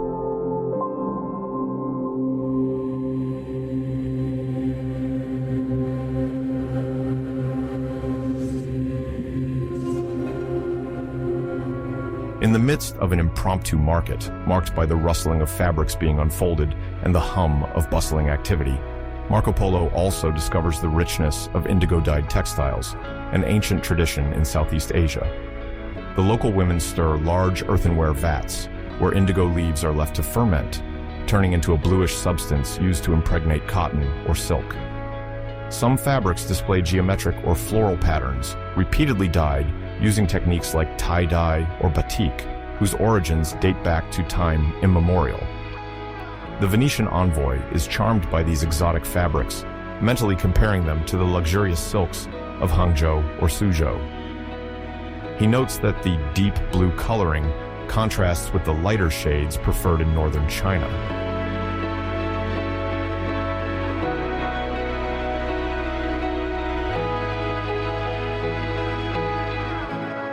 As the exploration continues, the delegation remains attentive to various anecdotes about neighboring regions. Passing sailors recount that further east, the coast of Daiyue, another name given by the Chinese for a part of Vietnam, offers sheltered bays, ideal for anchoring ships during storm season. There are also rich pearl nurseries, exploited in the translucent waters of the Gulf, where skillful divers harvest gleaming shells. This nautical world, where fishing boats, trade junks, and vessels from distant lands cross paths, fascinates the traveler. He finds here a different vitality from that of camel caravans traversing the Silk Road. Here, life is paced by the tides, the lapping waves, and the monsoons, dictating the best time to venture out to sea.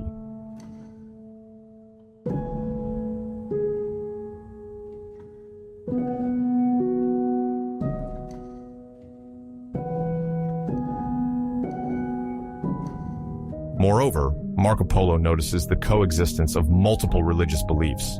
Theravada Buddhism, influenced by traditions from Sri Lanka and the Siamese lands, complements a form of Taoism imported by Chinese migrants. The worship of earth spirits and ancestors is found everywhere, perceptible in family altars set up on the thresholds of homes. Malay merchants, for their part, are sometimes Muslim, having received influences from India or the Middle East. Each group can practically erect its own sanctuary, from a simple wooden oratory to a more imposing pagoda. This cultural mosaic remains one of the elements that most impresses the Venetian, accustomed to observing religious syncretism in other parts of Asia, but never with so much diversity on such a small territory.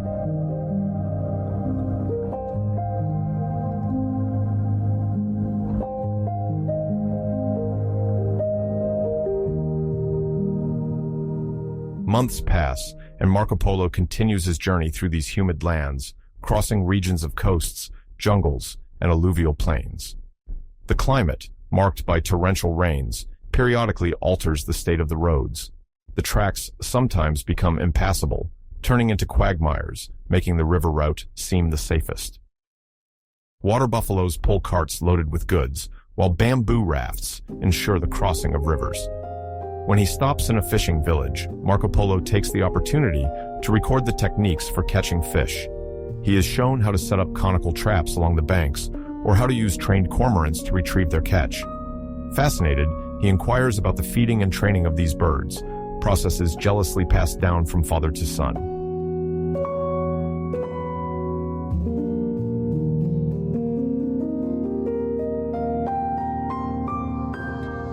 His mission also leads him to document the mineral resources of certain coastal areas. Local blacksmiths display iron ingots they forge in small rudimentary blast furnaces, which they then make into agricultural tools, spear tips, or knife blades. Marco Polo is interested in the export potential of these metals to China, where the art of metallurgy is already very advanced, but where there remains a strong demand to secure reserves of raw materials. The Burmese, Chams, and Vietnamese populations also exploit deposits of tin and copper, very useful for making alloys.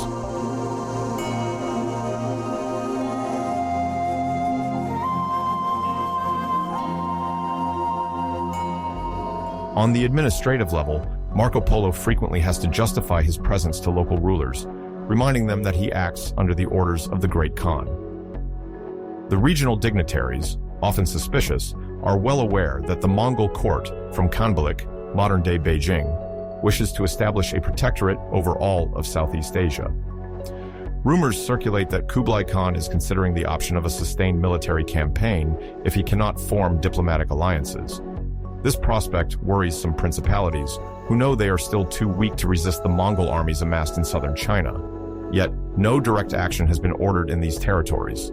Marco Polo opts for peaceful exchanges, using gifts and kind words, reassuring them of the possibility of mutually beneficial relations.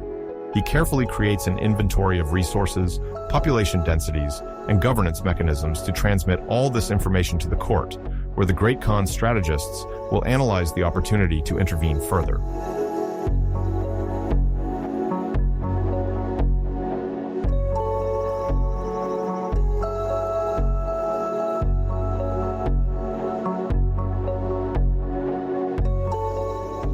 This journey in Southeast Asia, begun in 1281, extends until the year 1287. During this time, Marco Polo acquires an in-depth knowledge of maritime routes, river logistics, local cultures, and trade opportunities.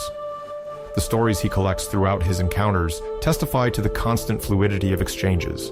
Spices, precious woods, silks, metals, and skills circulate freely or subject to taxes, linking countless port cities and intermediate provinces.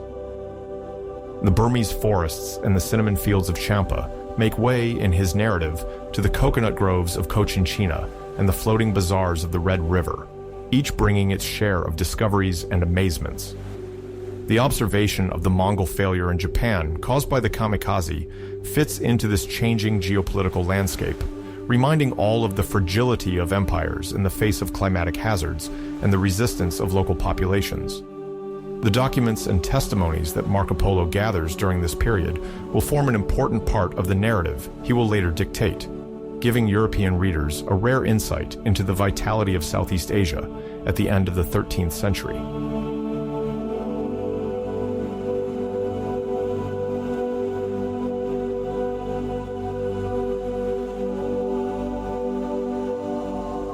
When Marco Polo discovers China under the Yuan dynasty, he is struck by the vitality of the great metropolises, and in particular by the bustle of Hangzhou. According to his accounts, this city, formerly the capital of the Southern Song dynasty under the name Linyan, came under Mongol control after Kublai Khan's conquest in 1276. When Marco arrives, the city retains much of the urban organization inherited from the Song, while gradually adopting the new administrative frameworks desired by the Yuan dynasty. The streets are wide and lined with canals lit at night by colorful lanterns, giving the city an atmosphere he deems wonderful. Boats loaded with silk, fish, and other goods navigate these artificial waterways, ensuring the rapid transport of local and exotic products. The hustle and bustle of the markets, open from dawn, offers Marco a first immersion into the regional diversity that characterizes China.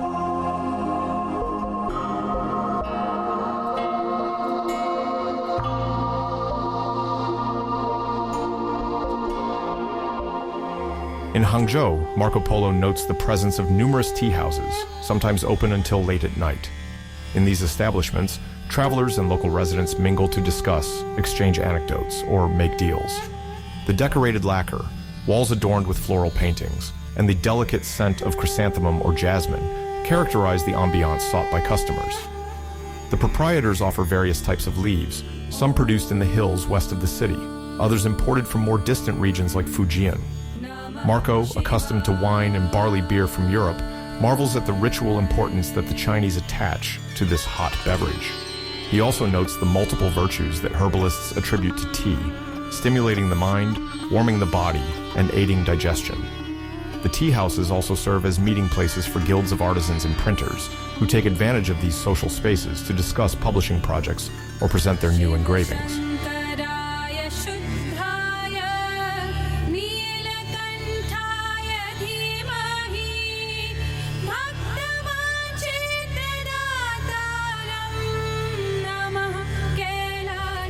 In these printer guilds, Marco discovers text reproduction techniques that are still unknown in the West. The Chinese have developed woodblock printing systems that allow entire books to be printed in large quantities, whether they are medical treatises, poetry collections, or calendar almanacs. The workshops are organized into different trades: engravers, inkers, binders, and supervisors responsible for proofreading. Marco is struck by the speed with which several hundred copies can be produced and then distributed throughout the empire, thanks to an efficient transportation network linking Hangzhou to other major cities.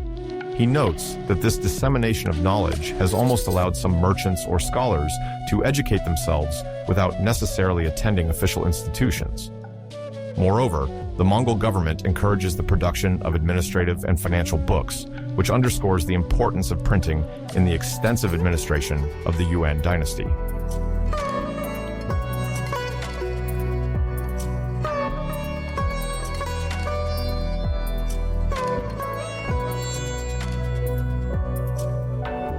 Currency also takes on an innovative aspect for Marco, who until then had been accustomed to clinking and clattering metal coins. In China, he discovers the practice of paper money, printed on carefully treated mulberry bark. The Yuan authorities control its manufacture in official workshops where sworn officials jealously guard the secret of the inks and seals used. It seems that anyone caught counterfeiting these bills faces exemplary punishments, up to the death penalty in the most serious cases. For the Mongols, the use of paper money offers many advantages. It facilitates long-distance transactions, reduces the production costs of metallic species, and reinforces the authority of the Great Khan over trade circuits. Marco also notices that this form of currency encourages savings and the circulation of credit, as merchants can transport large sums in the form of simple sheets, less cumbersome than bags of coins.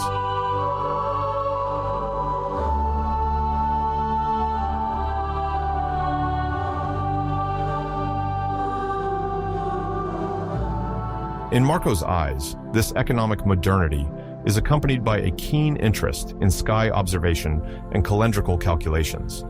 He visits Khan Balik, the city that the Mongols established as their capital and that we now call Beijing, where he discovers an imperial observatory equipped with advanced astronomical instruments. In this research center, Chinese scholars rub shoulders with intellectuals from the Islamic world, notably from Persia, Central Asia, and sometimes even Arabia. The Muslim astronomers benefit from a long tradition of stellar studies inherited from great centers of learning such as Baghdad or Moraga, where precise astronomical tables were developed. Marco is astonished to learn that these scholars combine Chinese, Islamic, and sometimes European approaches to refine the understanding of celestial phenomena. The Yuan government supports this work, as determining exact dates for planting, harvesting, and imperial celebrations holds essential political and cultural significance.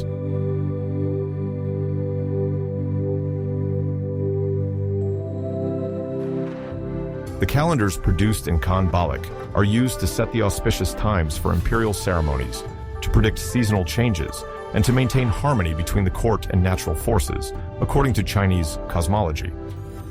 Marco learns that the slightest error in the calendar's calculation can be interpreted as a sign of the loss of the celestial mandate, this divine legitimation that bestows the sovereign's legitimacy.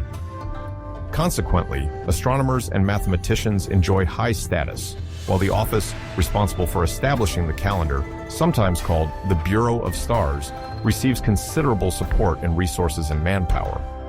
The instruments he observes, bronze armillary spheres, astrolabes, complex gnomons, testify to this concern for scientific accuracy. He also notes that at certain times of the year, delegations from distant provinces travel to the capital to obtain official versions of these calendars, which they then disseminate to local officials.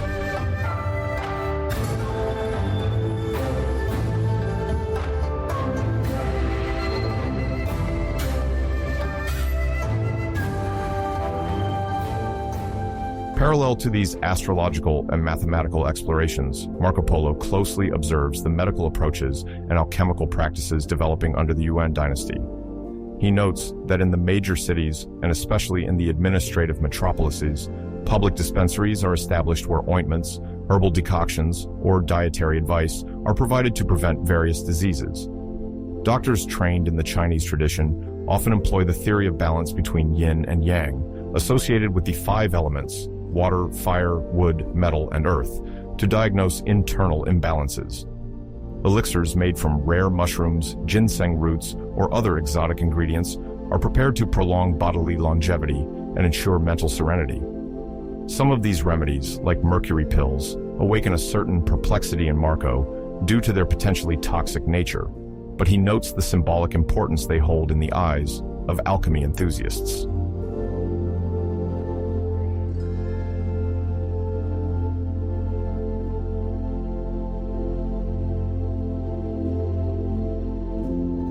The adepts of alchemy, often influenced by Taoism, seek not only the elixir of immortality, but also the balance between body and mind. They believe that certain metals or minerals, like cinnabar, mercury sulfide, contain a vital principle capable of significantly prolonging human life. Secret laboratories, set up sometimes in isolated temples, sometimes at the very heart of imperial palaces, testify to this perilous quest. Marco, curious, sometimes manages to observe these workshops, where furnaces fueled with charcoal heat, colorful mixtures. He also sees tablets covered with cryptic formulas, mixing Chinese characters with esoteric symbols. The influence of these practices on the Mongolian court varies over periods. Some emperors encourage the search for immortality, while others, more pragmatic, see it as a curiosity devoid of real foundation. Nevertheless, alchemy remains closely linked to medicine, as many alchemical components are also administered in small doses as remedies.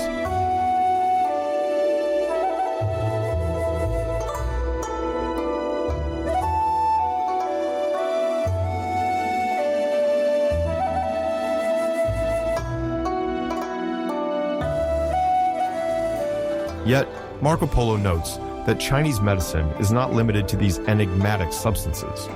Herbalists offer a wide variety of preventive treatments adapted to the climates of each region.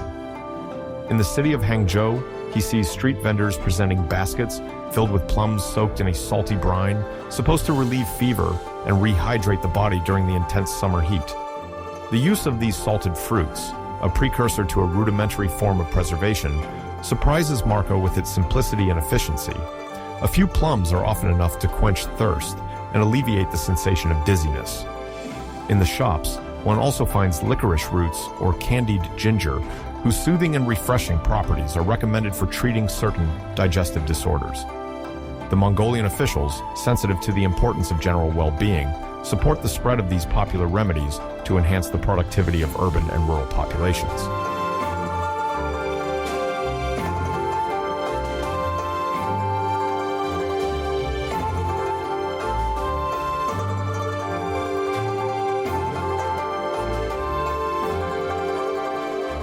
At the turn of the year 1291, while the great Khan Kublai continues the diplomatic expansion of the Yuan dynasty, a mission of utmost importance is organized to connect his court to the territories led by the Ilkhans of Persia. At the heart of this venture is Princess Kokachin, promised to a member of the Mongolian lineage reigning over the former empire of the Near East.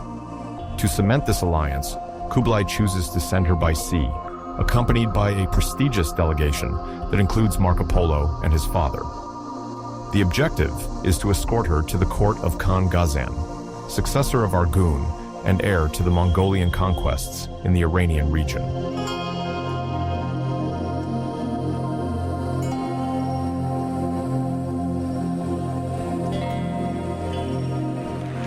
Aware of the colossal distance separating northern China from the Persian ports, the imperial administration equips a fleet of 14 ocean-going junks. Each vessel benefits from advanced naval technologies. Watertight compartments subdivide the hull to limit the risks of infiltration, while an axial rudder installed at the rear guarantees unprecedented maneuverability on long ocean crossings. In Princess Kokachin's entourage are Mongolian officers responsible for protocol, interpreters familiar with Persian idioms, and various master craftsmen. The Polo family, drawing on their previous experience, assumes a role as tactical advisors to avoid maritime and diplomatic pitfalls. Girl, you were killing it. I enjoyed it, Fred. I had Robin and I listening to it too. So we'll talk later. From the outset, planned in the middle of the year 1291, the junks leave the shores of eastern China to head towards the warmer waters of the south. Sources indicate that the initial crossing is made under relatively mild weather conditions, despite a few opposing monsoon episodes. The crew members, accustomed to navigating these changing seas, round the Malay Peninsula while ensuring they maintain their cohesion. During this journey, the princess, protected in her quarters, discovers life at sea, and converses with Marco Polo, renowned for vividly describing the coastal landscapes and cultures encountered through the Mongol Empire.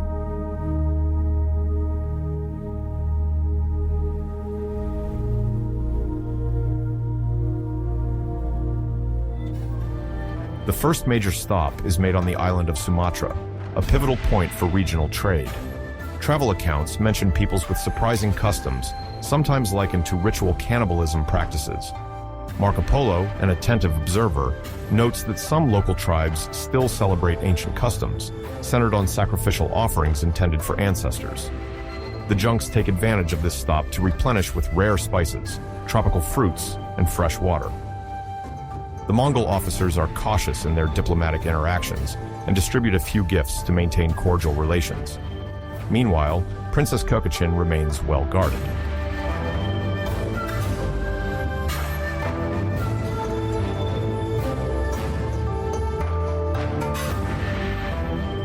After several weeks in the Indonesian archipelago, the fleet sets course for the island of Ceylon, known today as Sri Lanka.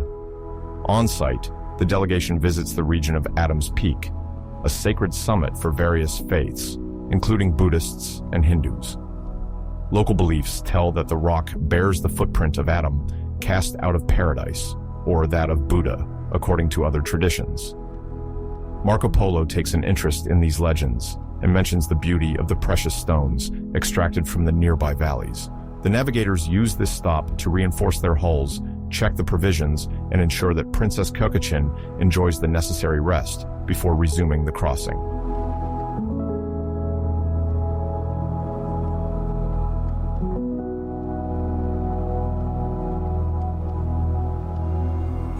Continuing their navigation across the Indian Ocean, the Mongol captains guide the fleet towards the coast of Gujarat in the northwest of the Indian Peninsula. This region, oriented towards the Arabian Sea, serves as a commercial crossroads connecting the subcontinent to Persia and the Arabian Peninsula. Local markets abound with fine textiles, pearls, and rare commodities like black pepper. The junks, appreciated for their stability, dock in bustling ports where information and goods are exchanged. Through discussions, Marco Polo marvels at the cultural diversity he observes at each stop, while Kokachin receives a ceremonial welcome marked by great courtesy.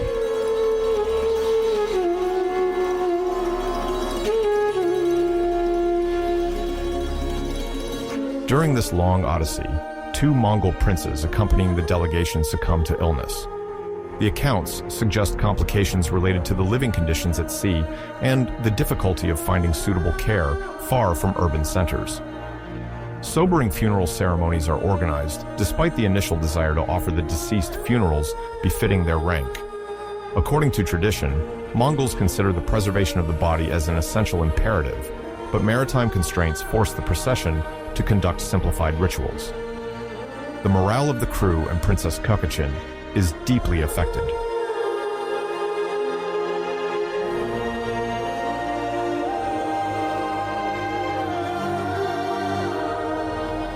After several months of navigation, the fleet finally reaches the Persian Gulf, passing through the Strait of Hormuz to head towards the territories under the authority of Ghazan. The latter has been the Khan of the Ilkhanate since 1295, but his dynasty is part of the continuity of the empire once founded by Hulagu, grandson of Genghis Khan. Princess Kokachin, now considered a crucial diplomatic instrument to consolidate the Mongol alliance, is escorted through the highlands of Iran to Ghazan's court. The reception protocols reflect both Persian and Mongol influence, sumptuous carpets, traditional music, and greetings according to hierarchical rank.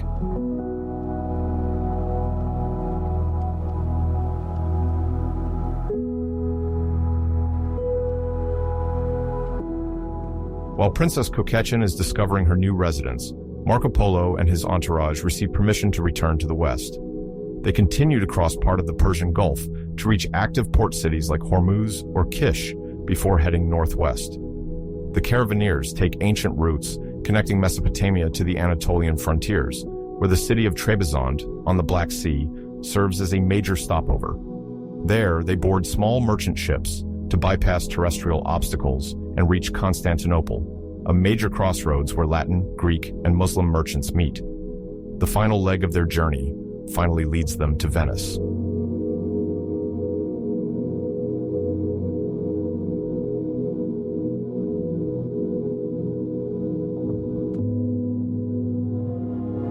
The Polos set foot in their native city around October 1295, after overcoming maritime dangers, climatic hazards, and several years away from home. Their return immediately arouses astonishment in Venice, as they were believed to have disappeared or died along the way. Neighbors and relatives discover a group considerably enriched, both in knowledge and exotic items. Marco Polo and his father bring back spices, precious stones, sumptuous fabrics, and some souvenirs attesting to their travels. Despite the fatigue of the journey, they find that the Serene Republic is engaged in commercial rivalries and that they will have to prove their identity.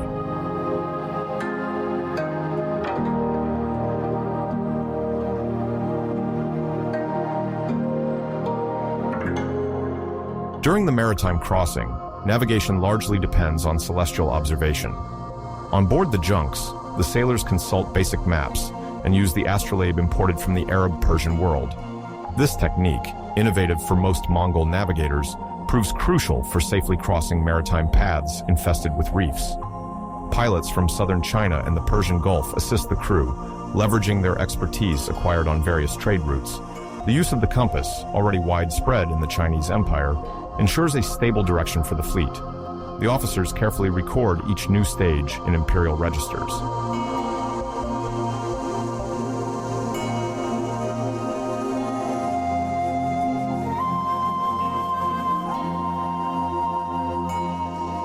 Several times, the flotilla must also face sudden storms born from the irregular monsoon system. The watertight compartments, a major innovation in Chinese naval construction, prevent the junks from sinking in case of a leak. The sails, made from durable silk, can be quickly reduced to manage gusts. Despite these precautions, the fear of capsizing haunts the officers and crew, aware that losing Princess Kyokuchin would represent a major diplomatic failure. During bad weather days, the atmosphere becomes austere on board, and joint prayers are offered to Buddhist, Nestorian, and Muslim deities, reflecting Mongolian syncretism.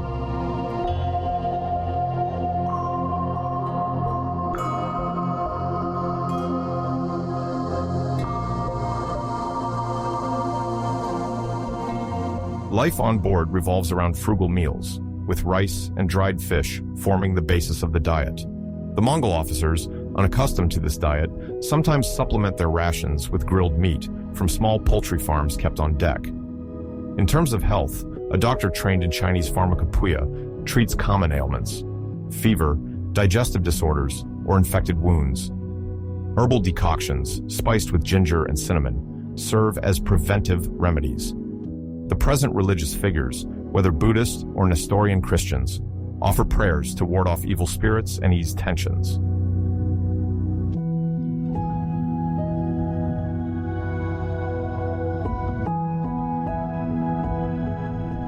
Over the weeks spent at sea, a discreet cultural exchange develops. Chinese sailors show Mongols some basics of calligraphy, while Persian interpreters introduce their counterparts to Arabic writing. Marco Polo, ever curious, strives to remember a maritime vocabulary specific to the China Sea and the Persian Gulf, carefully noting each term in a logbook.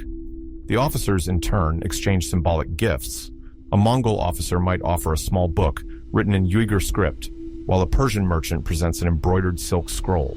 Each object seals a budding friendship.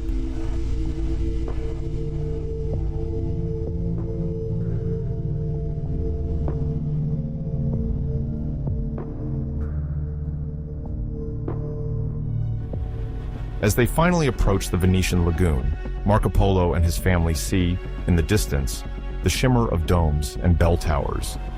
The rowers sent for reconnaissance confirm the identity of the arrivals, sparking the curiosity of the locals. The municipal squadron, tasked with inspecting incoming ships, scrutinizes their cargo and asks them to identify themselves. After one last formality, the Polos tread once again on the pavements of the city, accompanied by oriental servants and chests protected by imperial seals. Autumn 1295 marks for them the end of an extraordinary journey, shaped by the politics and geography of Eurasian empires and dreams.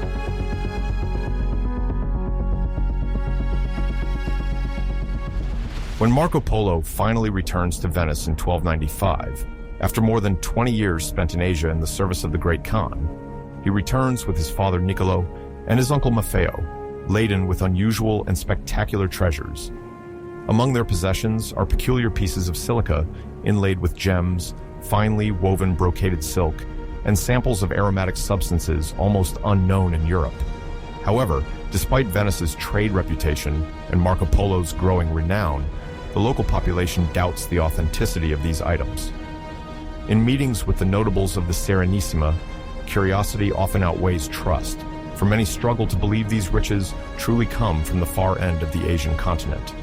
Nothing comparable has circulated yet in Venetian markets, and the initial modesty with which the Polo family maintains their return only fuels skepticism and envy.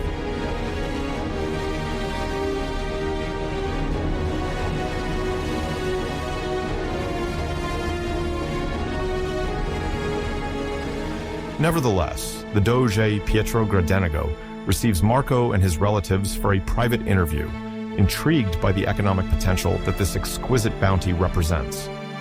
Before the Great Council, the Polos exhibit tiny jewels embedded in a translucent material they call noble silica, assuring that this find comes from the far reaches of the Mongol court. Added to these are sumptuous double-chain silk brocades, textured with gold threads that one would swear were designed for high nobility or foreign princes. Yet, while the wonder is real, the Venetian administration remains cautious, demanding more concrete proofs of the value and provenance of these objects, fearing a potential hoax intended to artificially inflate their price.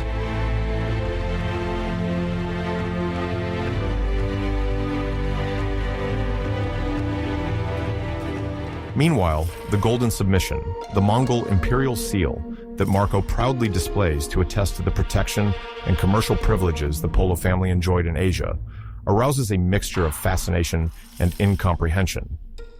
The Venetian dignitaries, familiar with Western diplomatic practices, are baffled by the exotic nature of this mark of recognition signed by the Great Khan. This situation, coupled with existing economic rivalries, fosters a climate of hesitation around these newcomers, brandishing fabulous objects and unverifiable tales. For Marco Polo, the time is ripe for justification.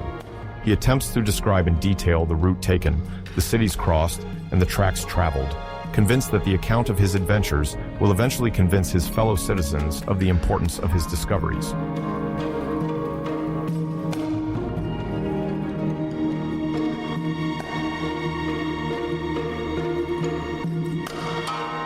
Beyond these debates, the political context remains tense. For several decades, Venice and Genoa have been vying for naval supremacy in the Mediterranean and, more broadly, control of the sea routes leading to the ports of the Levant. The two maritime republics, jealous of their respective prosperity, watch and attack each other at the slightest pretext. The triumphant arrival of the Polo family, basked in Oriental prestige, also stirs Genoese jealousy. Tensions crystallize on the strategic question of war galleys. Venice, eager to maintain its lead, embarks on a massive re-equipment of its fleet. Reinforced hulls, lighter oars, stern crossbows, the Serenissima refines the ships it intends to deploy should a new conflict erupt.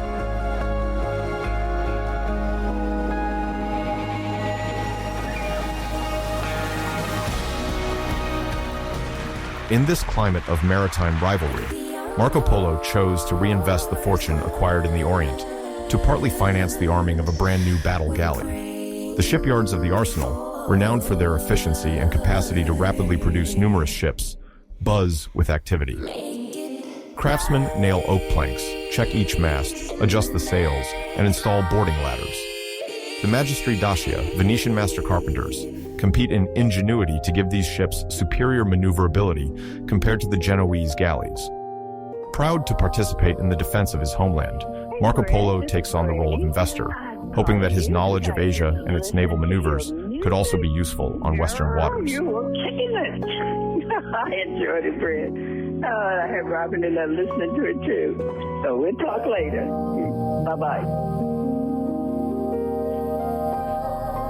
As the year 1297 approaches, isolated skirmishes between Venetian and Genoese merchants multiply in the eastern Mediterranean, Merchant ships are sometimes boarded, their cargo confiscated, and sailors taken hostage or released for ransom. In this precarious climate, the Republic of Venice dispatches several galleys to the southern Adriatic, seeking to secure the route to the Aegean Sea. On their side, the Genoese concentrate their ships to the west, ready to strike if the situation requires. The two city-states await only a pretext to engage in a real confrontation. The caution of some Venetian senators, aware not to underestimate the naval power of Genoa, contrasts with the determination of other members of the Great Council, resolved to strike hard to preserve the prestige and wealth of their city.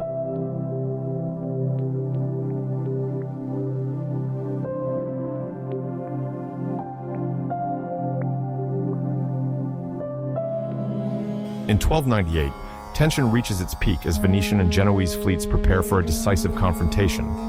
Marco Polo, obsessed with the desire to prove his loyalty and perhaps to bolster his credibility with his peers, embarks on one of the combat galleys setting out to sea. Some modern historians wonder if his recent fame within the Republic contributed to his quick integration into the fleet, or even to be put in charge of logistics support or observation missions. The sources of the time do not precisely illuminate his role on board, but they confirm his presence during the expedition that will lead him to the Battle of Curzola.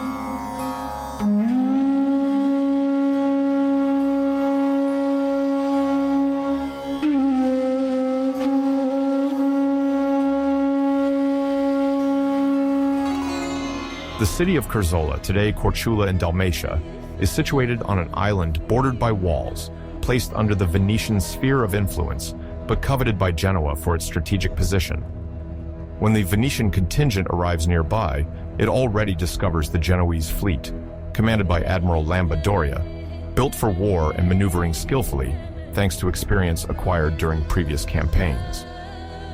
On September 9th, 1298, the battle is joined in the waters of the Adriatic.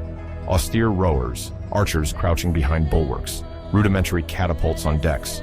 Each camp strives to surprise the other at dawn, when the low light blurs vision, and the sea breeze has not yet stabilized the sails.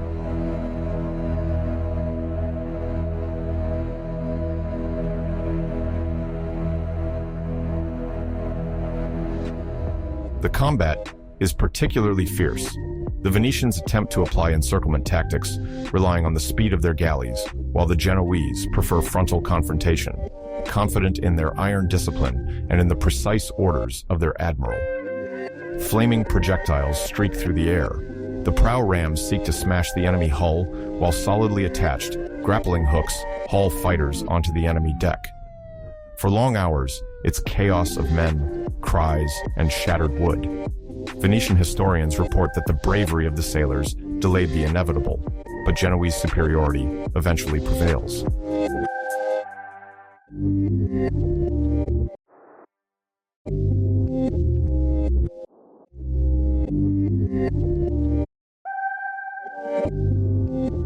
When the smoke clears, a large part of the Venetian fleet is put out of action. The ships that have not sunk are captured, and their exhausted crews find themselves prisoners. Among them remains Marco Polo, who escapes death, but sees his dream of contributing to his city's victory crumble. This humiliating defeat for Venice proves catastrophic symbolically. The Republic pays dearly for its military audacity, losing men, ships, and its reputation for naval invincibility. Genoa, for its part, celebrates a memorable triumph while preparing to manage its captives, who must be brought back to Genoese jails.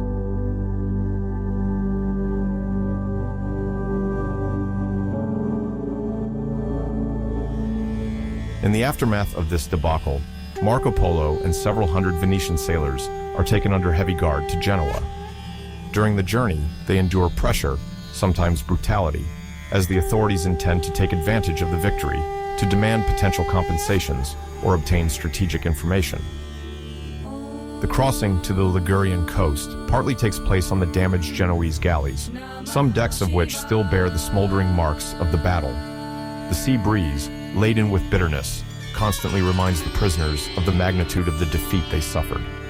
The arrival in the port of Genoa takes place under the triumphant gaze of the townspeople, venomous towards these now humiliated rivals.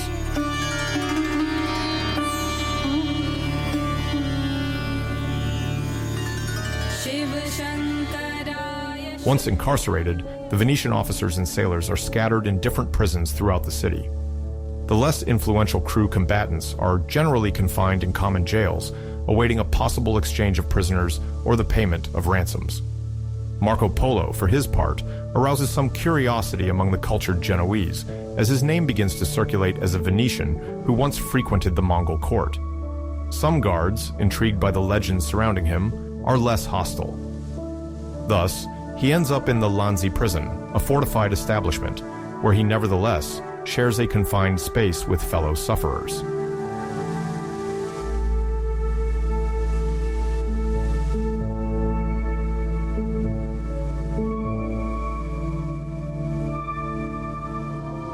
The Lanzi prison already serves as a detention place for fallen nobles, political opponents, and imprisoned officers. The conditions there remain harsh. Hygiene is precarious, food is meager, and the proximity makes daily life very trying. Inmates are rarely allowed to walk in the yard for fresh air, and the guards monitor every movement to prevent any escape. However, in this cold carceral universe, speech sometimes circulates in whispers, discussions, murmurs, stories told to pass the time. The slightly literate prisoners write scraps of manuscripts or distress letters intended for their families.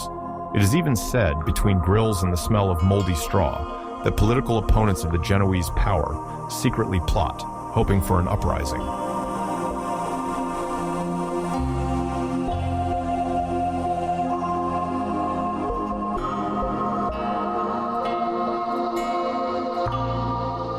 It is in this context that one day, while walking through a dark corridor leading to the prison yard, Marco Polo meets another prisoner, Rustichello of Pisa, a middle-aged man, visibly well-versed in writing and the art of storytelling.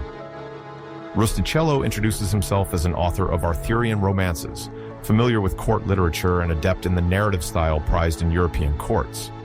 His imprisonment in Genoa stems from old political quarrels involving his hometown Pisa, itself in conflict with neighboring powers. Now, without manuscripts to enrich or protector to defend him, he finds himself captive, seeking a way to pass the time and keep his literary vocation alive.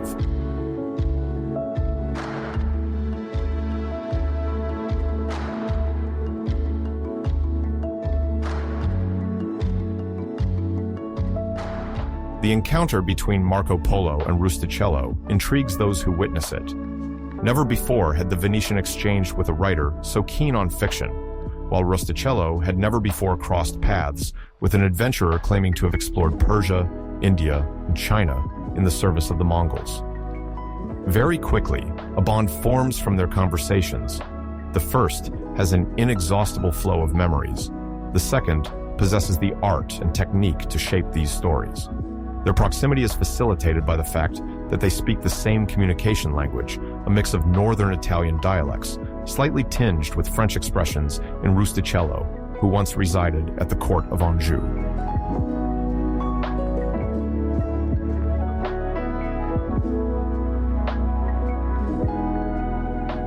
Marco Polo, tested by captivity, sees it as an unexpected opportunity to finally share the burden of his stories, too often misunderstood in Venice.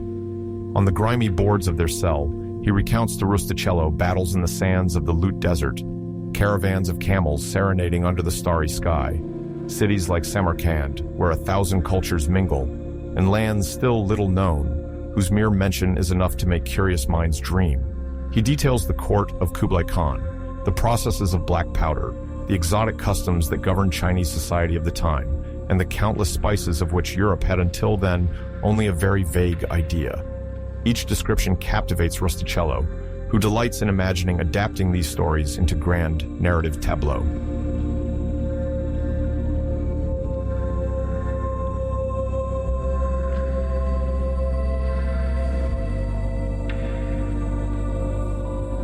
In the gloom of the cell, the conversation extends over the weeks.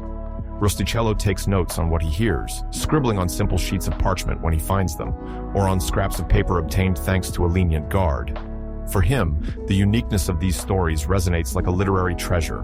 Never before had a European reported so many details, so many place names, so many customs of a region still often perceived as a myth or a fabulous El Dorado. The rare excerpts from other travelers limited themselves to generalities or lacked structure. Marco, however, has a remarkably vivid memory, and the habit of merchant accounting has trained him to recall for each place the quality of goods, the taxes levied, and the influx of foreign merchants.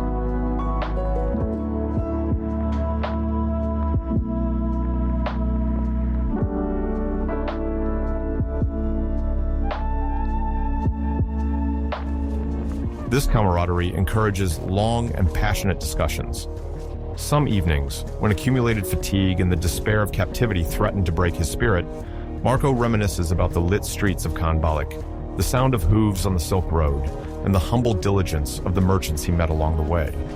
Rustichello listens patiently, sympathetic. Both perceive that this narrative, if written down in an ordered and persuasive manner, would constitute a valuable testimony for the European courts, many of which desire new trade routes to distant lands. In the depths of their prison, they already imagine a work capable of offering kings and princes of the West a reliable and detailed glimpse of Asian riches.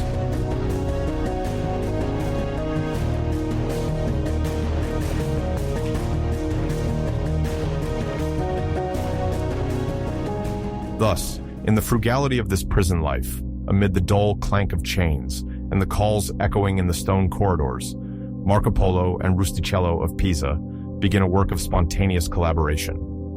The rumor spreads among the inmates that they spend their idle hours speaking of exotic names, legendary battles, and unknowable empires. Some fellow prisoners, intrigued or simply eager for an escape through imagination, urge them to tell more stories. But rarely do the stories linger in public, as a jailer passes unexpectedly down the aisle, checks the state of the cells, or calls out the prisoners for the daily roll call. It is risky to allow too much written evidence to circulate in the prison. Taking notes remains a discreet, almost clandestine activity.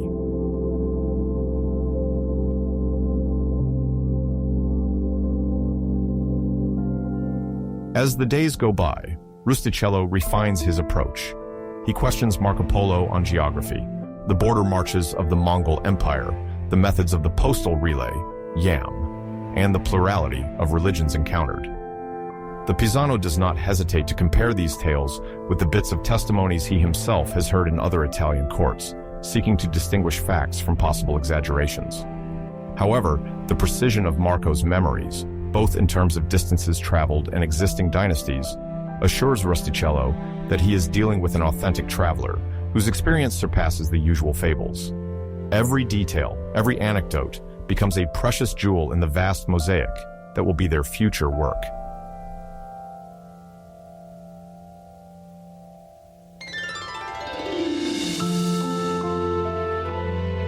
During these informal interviews, Marco Polo intermittently recalls the Battle of Curzola, the moment of rupture where the Venetian illusions collapsed.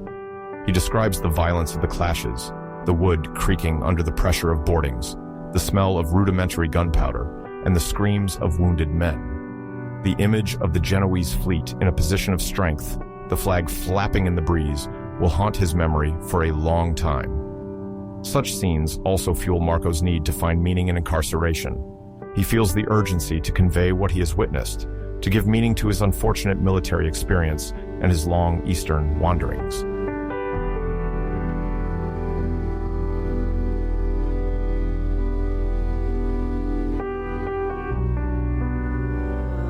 In the half-shadowed cell, a certain respect, even mutual recognition, unites the Venetian and the Pisan writer. The territorial disputes that set Genoa, Venice, and Pisa against each other matter less when two captives unite their intellectual forces. Rustichello, despite his own history, shows enthusiasm for putting on paper what may become an exceptional narrative, nourished by Marco's faith in the truthfulness of his journeys. If they accomplish it, this text will be nothing like a political pamphlet. It will tell of an unknown world, unsuspected peoples, and curiosities that only a man like Marco, a direct witness, is capable of relating.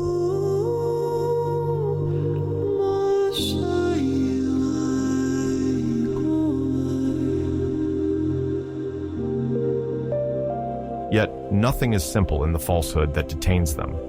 The wary Genoese wardens could at any moment confiscate the writings, seeing them as coded messages intended to prepare an uprising or to contact the outside to organize a liberation. The few available writing instruments wear out quickly, and there is a lack of supplies to make ink. Rustichello, skillful, sometimes manages to obtain some scraps of material from a less strict jailer or from a merchant imprisoned for debts. Sheets of parchment are precious.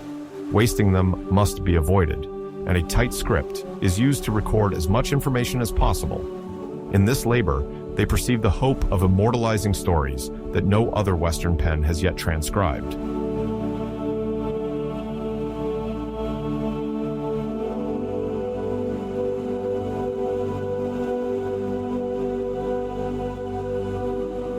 News from the outside confirms that a possible treaty between Genoa and Venice is in the works, but negotiations drag on. Some captives, exhausted, succumb to illnesses. Others, luckier, are exchanged for ransom or benefit from special agreements.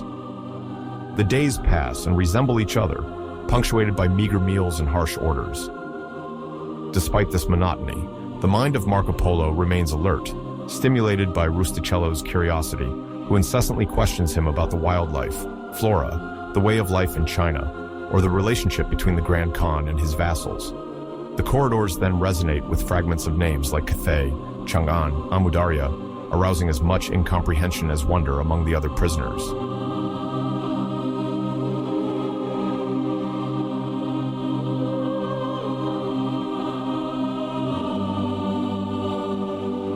As the waves of the Mediterranean come crashing against the foundations of the Genoese Republic, the shadow of Curzola continues to loom over this small community of detainees.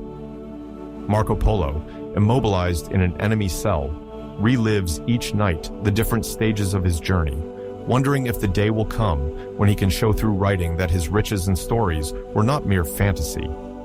He sees his hometown with its majestic canals, now more distant than the court of the great Khan.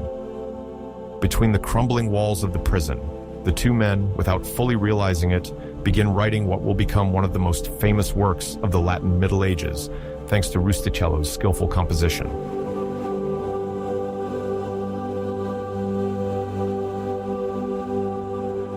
For now, however, time remains suspended.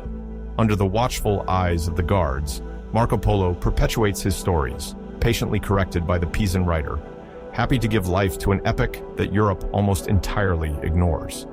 The crackling of oil burning in lanterns, the confinement, and the litany of chain noises form the soundtrack of their sessions. The stories pile up, defying the carceral monotony, while the work is refined, ready to be revealed to the world when freedom is returned to them.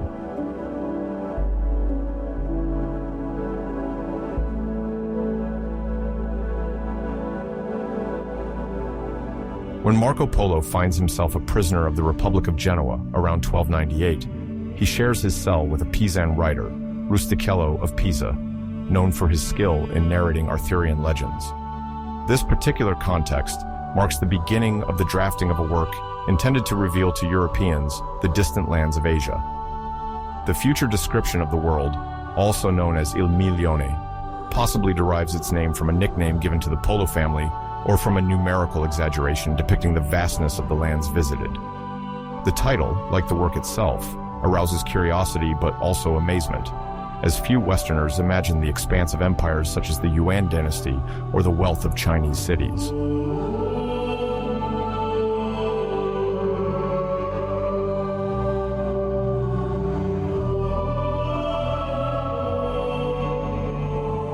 The writing conditions in the Genoese prison are as unique as the association of these two men.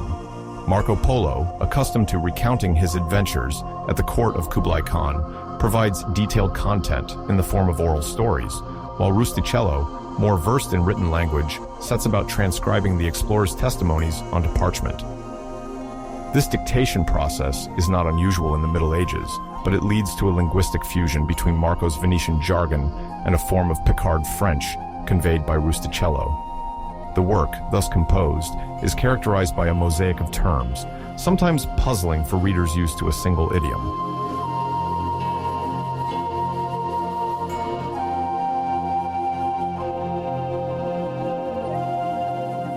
Beyond this linguistic assemblage, the very structure of the description of the world is presented in the form of books and chapters that follow a geographical and thematic progression. In the initial segments, one finds accounts related to the Near East and the Persian regions. Then appear detailed descriptions of Central Asia, including information about life in the oases and customs encountered along the caravan routes. Finally, a large set of chapters is devoted to China, referred to as Cathay, and the annexed territories controlled by the Mongol dynasty. Each section contains data specific to administration, craft productions, and exotic curiosities.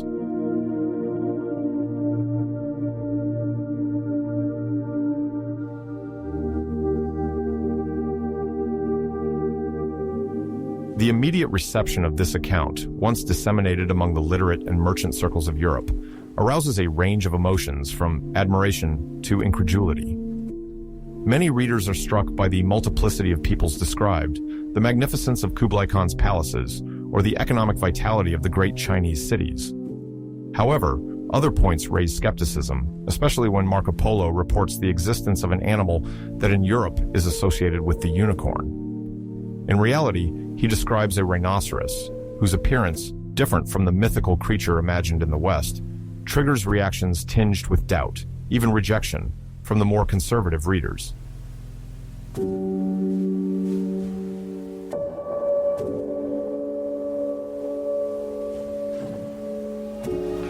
Despite this incredulity, the account enjoys notable success and spreads in multiple manuscript versions.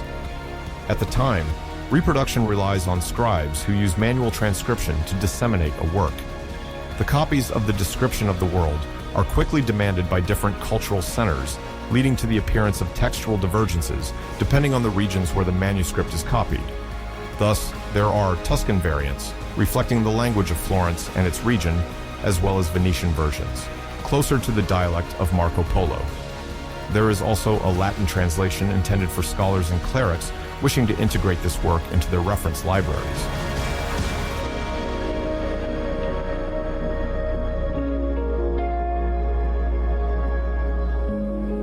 The term Il Milione, often associated with the work, also raises questions about its exact origin.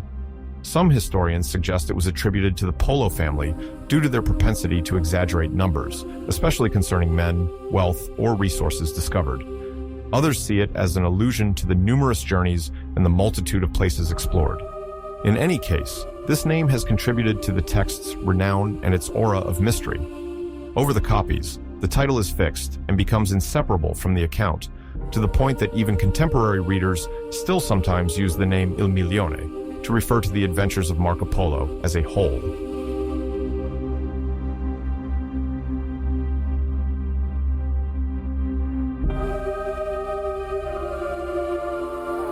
To reach a broader literate audience, some copies of the text include prefaces or commentaries written by monks and scholars. These editions seek to place Marco Polo's testimony in a broader context by linking it with prior knowledge about Asia. References to ancient authors such as Pliny or Strabo are found, whose geographical accounts, sometimes fragmentary, hint at a mysterious Far East. Yet, the description of the world goes far beyond these classic frameworks, as it does not limit itself to vague allusions. It describes in great detail urban life, the functioning of trade routes and court rituals, thus offering a direct testimony on still unknown regions. I have Robin and I'm listening to it too. So we'll talk later. Bye-bye.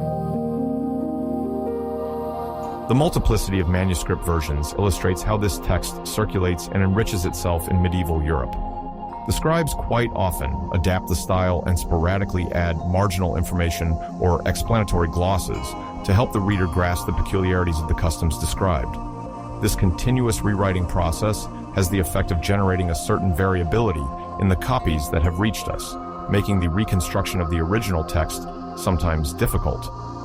Medievalists who analyze the description of the world therefore rely on a corpus of scattered manuscripts from the National Library of France to Italian and British collections to establish more reliable critical editions.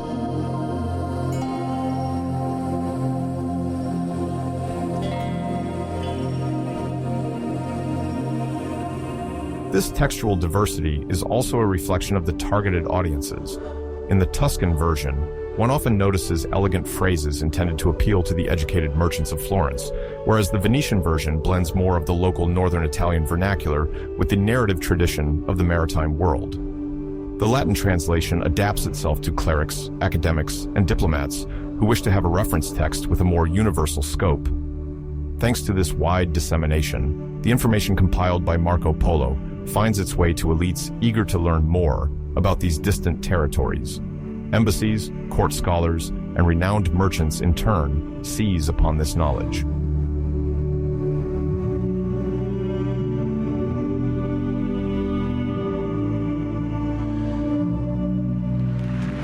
Among the notable figures who use this information are famous cartographers, including Fra Mauro, a Camaldolese monk active in Venice around the mid-15th century. His workshop, established in the monastery of San Michele di Murano, produced innovative world maps incorporating elements derived from Marco Polo's account. Fra Mauro's maps, although centered on the Mediterranean world, include several details concerning Asia, such as an approximate outline of the coasts, the locations of some major cities, and annotations on their governance systems. This influence is also seen in the Catalan Atlas, created in 1375 by the Majorcan cartographer Abraham Cresques, where explicit mentions of distant lands, sometimes associated with Polo's name, are evident. Robin and I'm listening to it too. So we'll talk later. Bye-bye. Experts of the time thus noticed that Marco Polo's work is not merely a personal adventure. It is also a reservoir of geopolitical information. Kings, princes, merchants, and even some popes draw upon its elements to guide their projects of alliance, expansion, or proselytism. The detailed mentions of natural resources, such as spices, precious stones, or silks, particularly excite commercial circles. The great merchant cities of Italy, with Genoa and Venice at the forefront, scrutinize these accounts to try to identify potentially lucrative routes. The Book of the Marvels of the World thus acts as a bridge between Latin Europe and these mysterious lands that few travelers had described with such precision.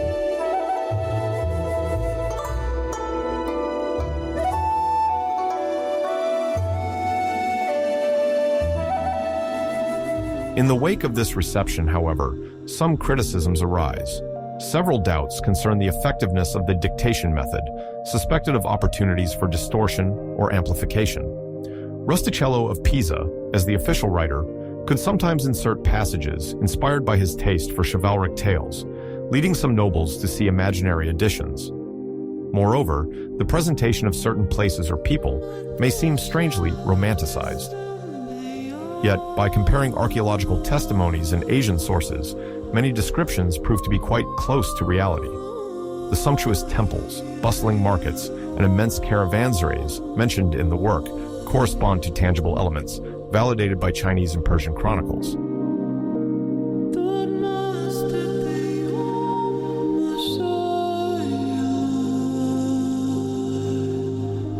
Debates about the text also focus on the accuracy of the indicated itinerary, as well as the exact positioning of some mentioned cities.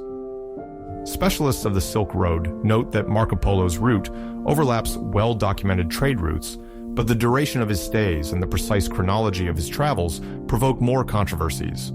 Some believe Marco Polo might have stayed longer in some regional courts, while others think he may have exaggerated his presence to strengthen the impact of his stories. However, it remains undeniable that the mass of information gathered in Il Milione far exceeds the common knowledge of the time.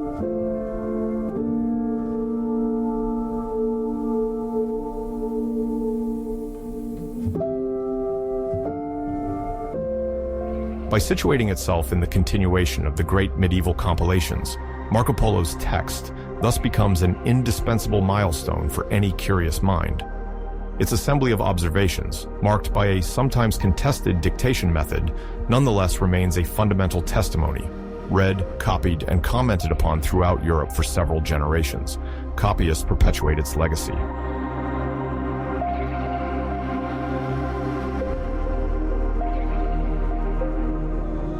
At the end of the 13th century, Marco Polo, having regained his freedom in 1299, must relearn civilian life after several years of captivity in Genoa.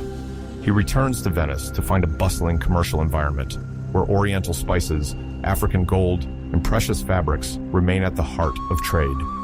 Aware of the invaluable nature of his accounts and the curiosity they provoke, he retains a clear memory of the maritime routes he took and the trade practices he observed in the Mongol Empire. He uses this knowledge to increase his business.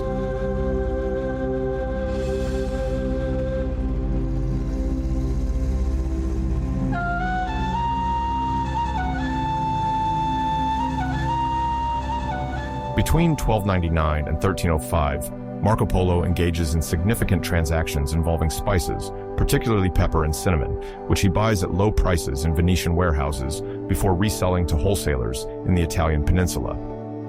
He capitalizes on the opportunity to redistribute products still rare in Northern Europe, obtaining margins substantial enough to solidify his reputation as a shrewd merchant. This period significantly contributes to his personal wealth, as he also invests in maritime expeditions leading to other posts in the Eastern Mediterranean. His contacts acquired during his youth in Asia strengthen his client network.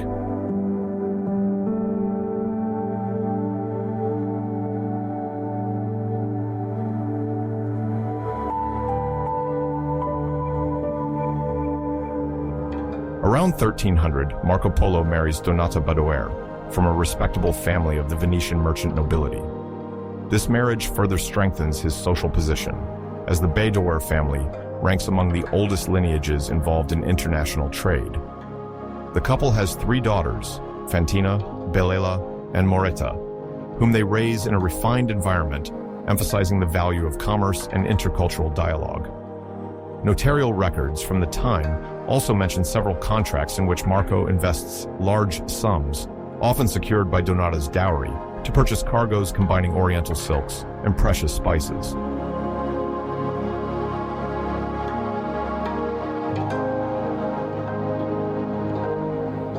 Despite his prosperity, Marco Polo becomes involved in various commercial disputes.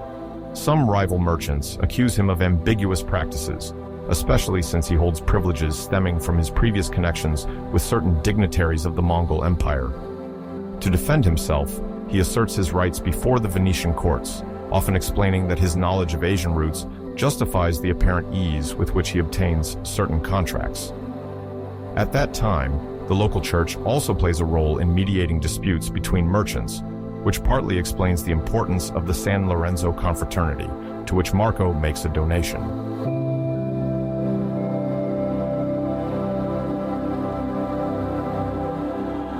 In his will, drafted shortly before his death, Marco Polo specifies his desire to help the San Lorenzo Confraternity, a pious organization tasked with aiding the needy and maintaining the church of the same name. This bequest reflects the Venetian tradition, where wealthy merchants displayed their devotion through public donations.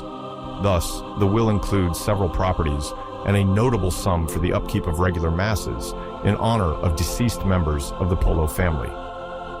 Archives also indicate that he maintained a keen interest in expeditions and maritime enterprises until the end of his life.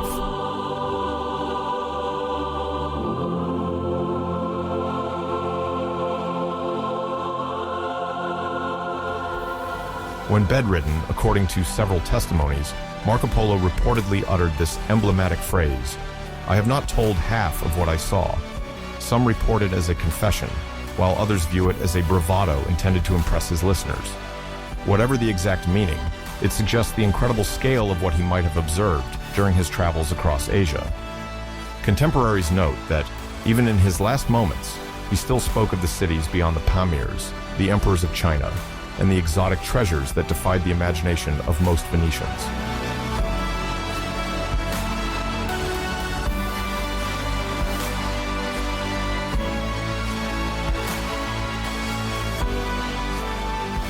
After his death in 1324, a discrete debate arises around the authenticity of his account. Over the centuries, various historians have questioned the accuracy of some of his descriptions, particularly since there is no indisputable mention of Marco Polo in the official records of the Yuan administration in China. Mongol annals detail many ambassadors and emissaries from the West, but no document mentions him by name. This absence raises suspicions, especially since several officials of the Great Khan left detailed reports of their meetings with other foreign visitors.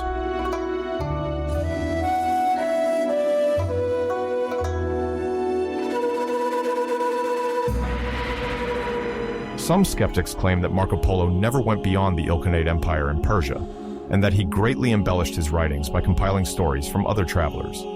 They point out the scarcity of undeniable elements, such as a detailed knowledge of the Chinese language, or the description of ideograms, which are not explicitly mentioned in his Dévisement du Monde. Furthermore, the absence of references to the Great Wall of China or well-established customs perplexes those who expect to find a precise view of these major features of Chinese civilization during the Mongol era.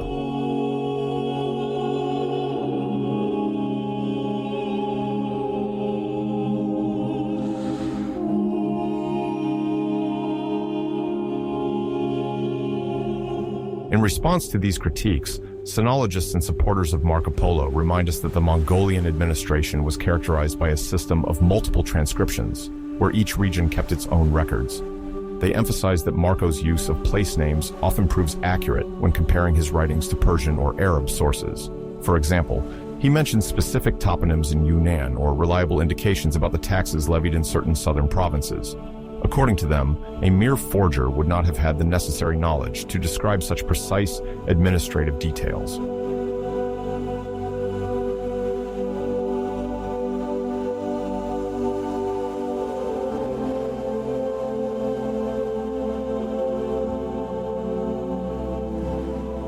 They also remind us that Chinese history during the Yuan dynasty is full of discrepancies and lost manuscripts, which could explain the absence of any archives explicitly naming Marco Polo. The troubled context, with several rebellions and growing political instability, certainly led to the destruction of official documents. Furthermore, Mongol scribes could have transcribed European names in a manner that is unrecognizable to Western readers. Thus, it is plausible that a cryptic reference exists without being unequivocally attributable to Marco. Some researchers have even attempted to detect altered transcriptions of Polo in various tax registers.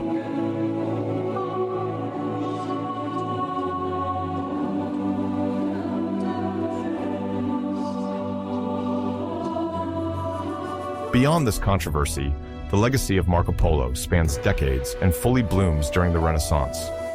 European merchants draw inspiration from the Dévisement du Monde to consider new maritime routes and bypass the Middle Eastern intermediaries. The idea of directly sourcing spices in Southeast Asia without relying on the taxes imposed by Islamic or Mongol powers fuels the ambitions of navigators like Bartolomeo Diaz and Vasco da Gama.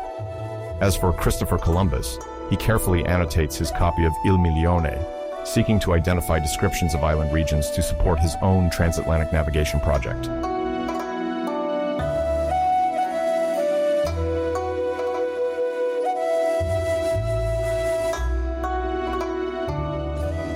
In this quest for new routes, the stories sprouted from Marco Polo's presumed experience fuel numerous cartographic fantasies.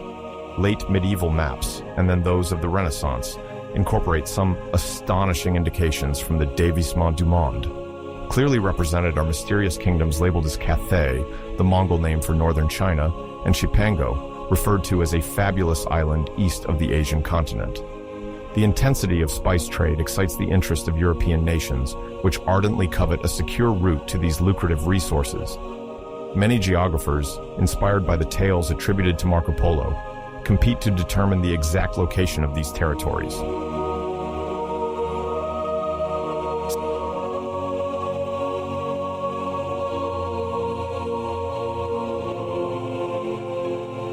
Similarly, the descriptions of Quinsai, referring to a large city sometimes identified as Hangzhou, remain long engraved in the collective memory of the West. Marco Polo described it as one of the largest and most populous cities in the world, praising its canals and bustling markets.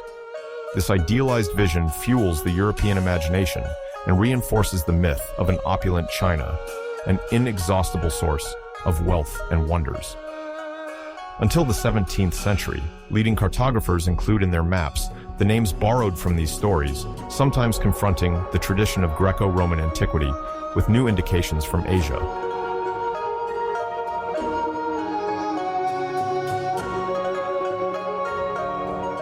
Despite what may seem like inaccuracies or omissions, Marco Polo's legacy is evident in the numerous references made by subsequent explorers and chroniclers. His name is associated with the very idea of discovery and adventure into the unknown. For those who still dream of finding a passage to the Indies, his pages offer a glimpse of potential routes and inspire emulation. Some historians suggest that the enthusiasm generated by Il Milione contributes to shaping the European desire to reach Asia without having to traverse the perilous lands of Central Eurasia. The pursuit of gold, silk, and pepper becomes a true geopolitical quest, marking the dawn of a turning point in world history.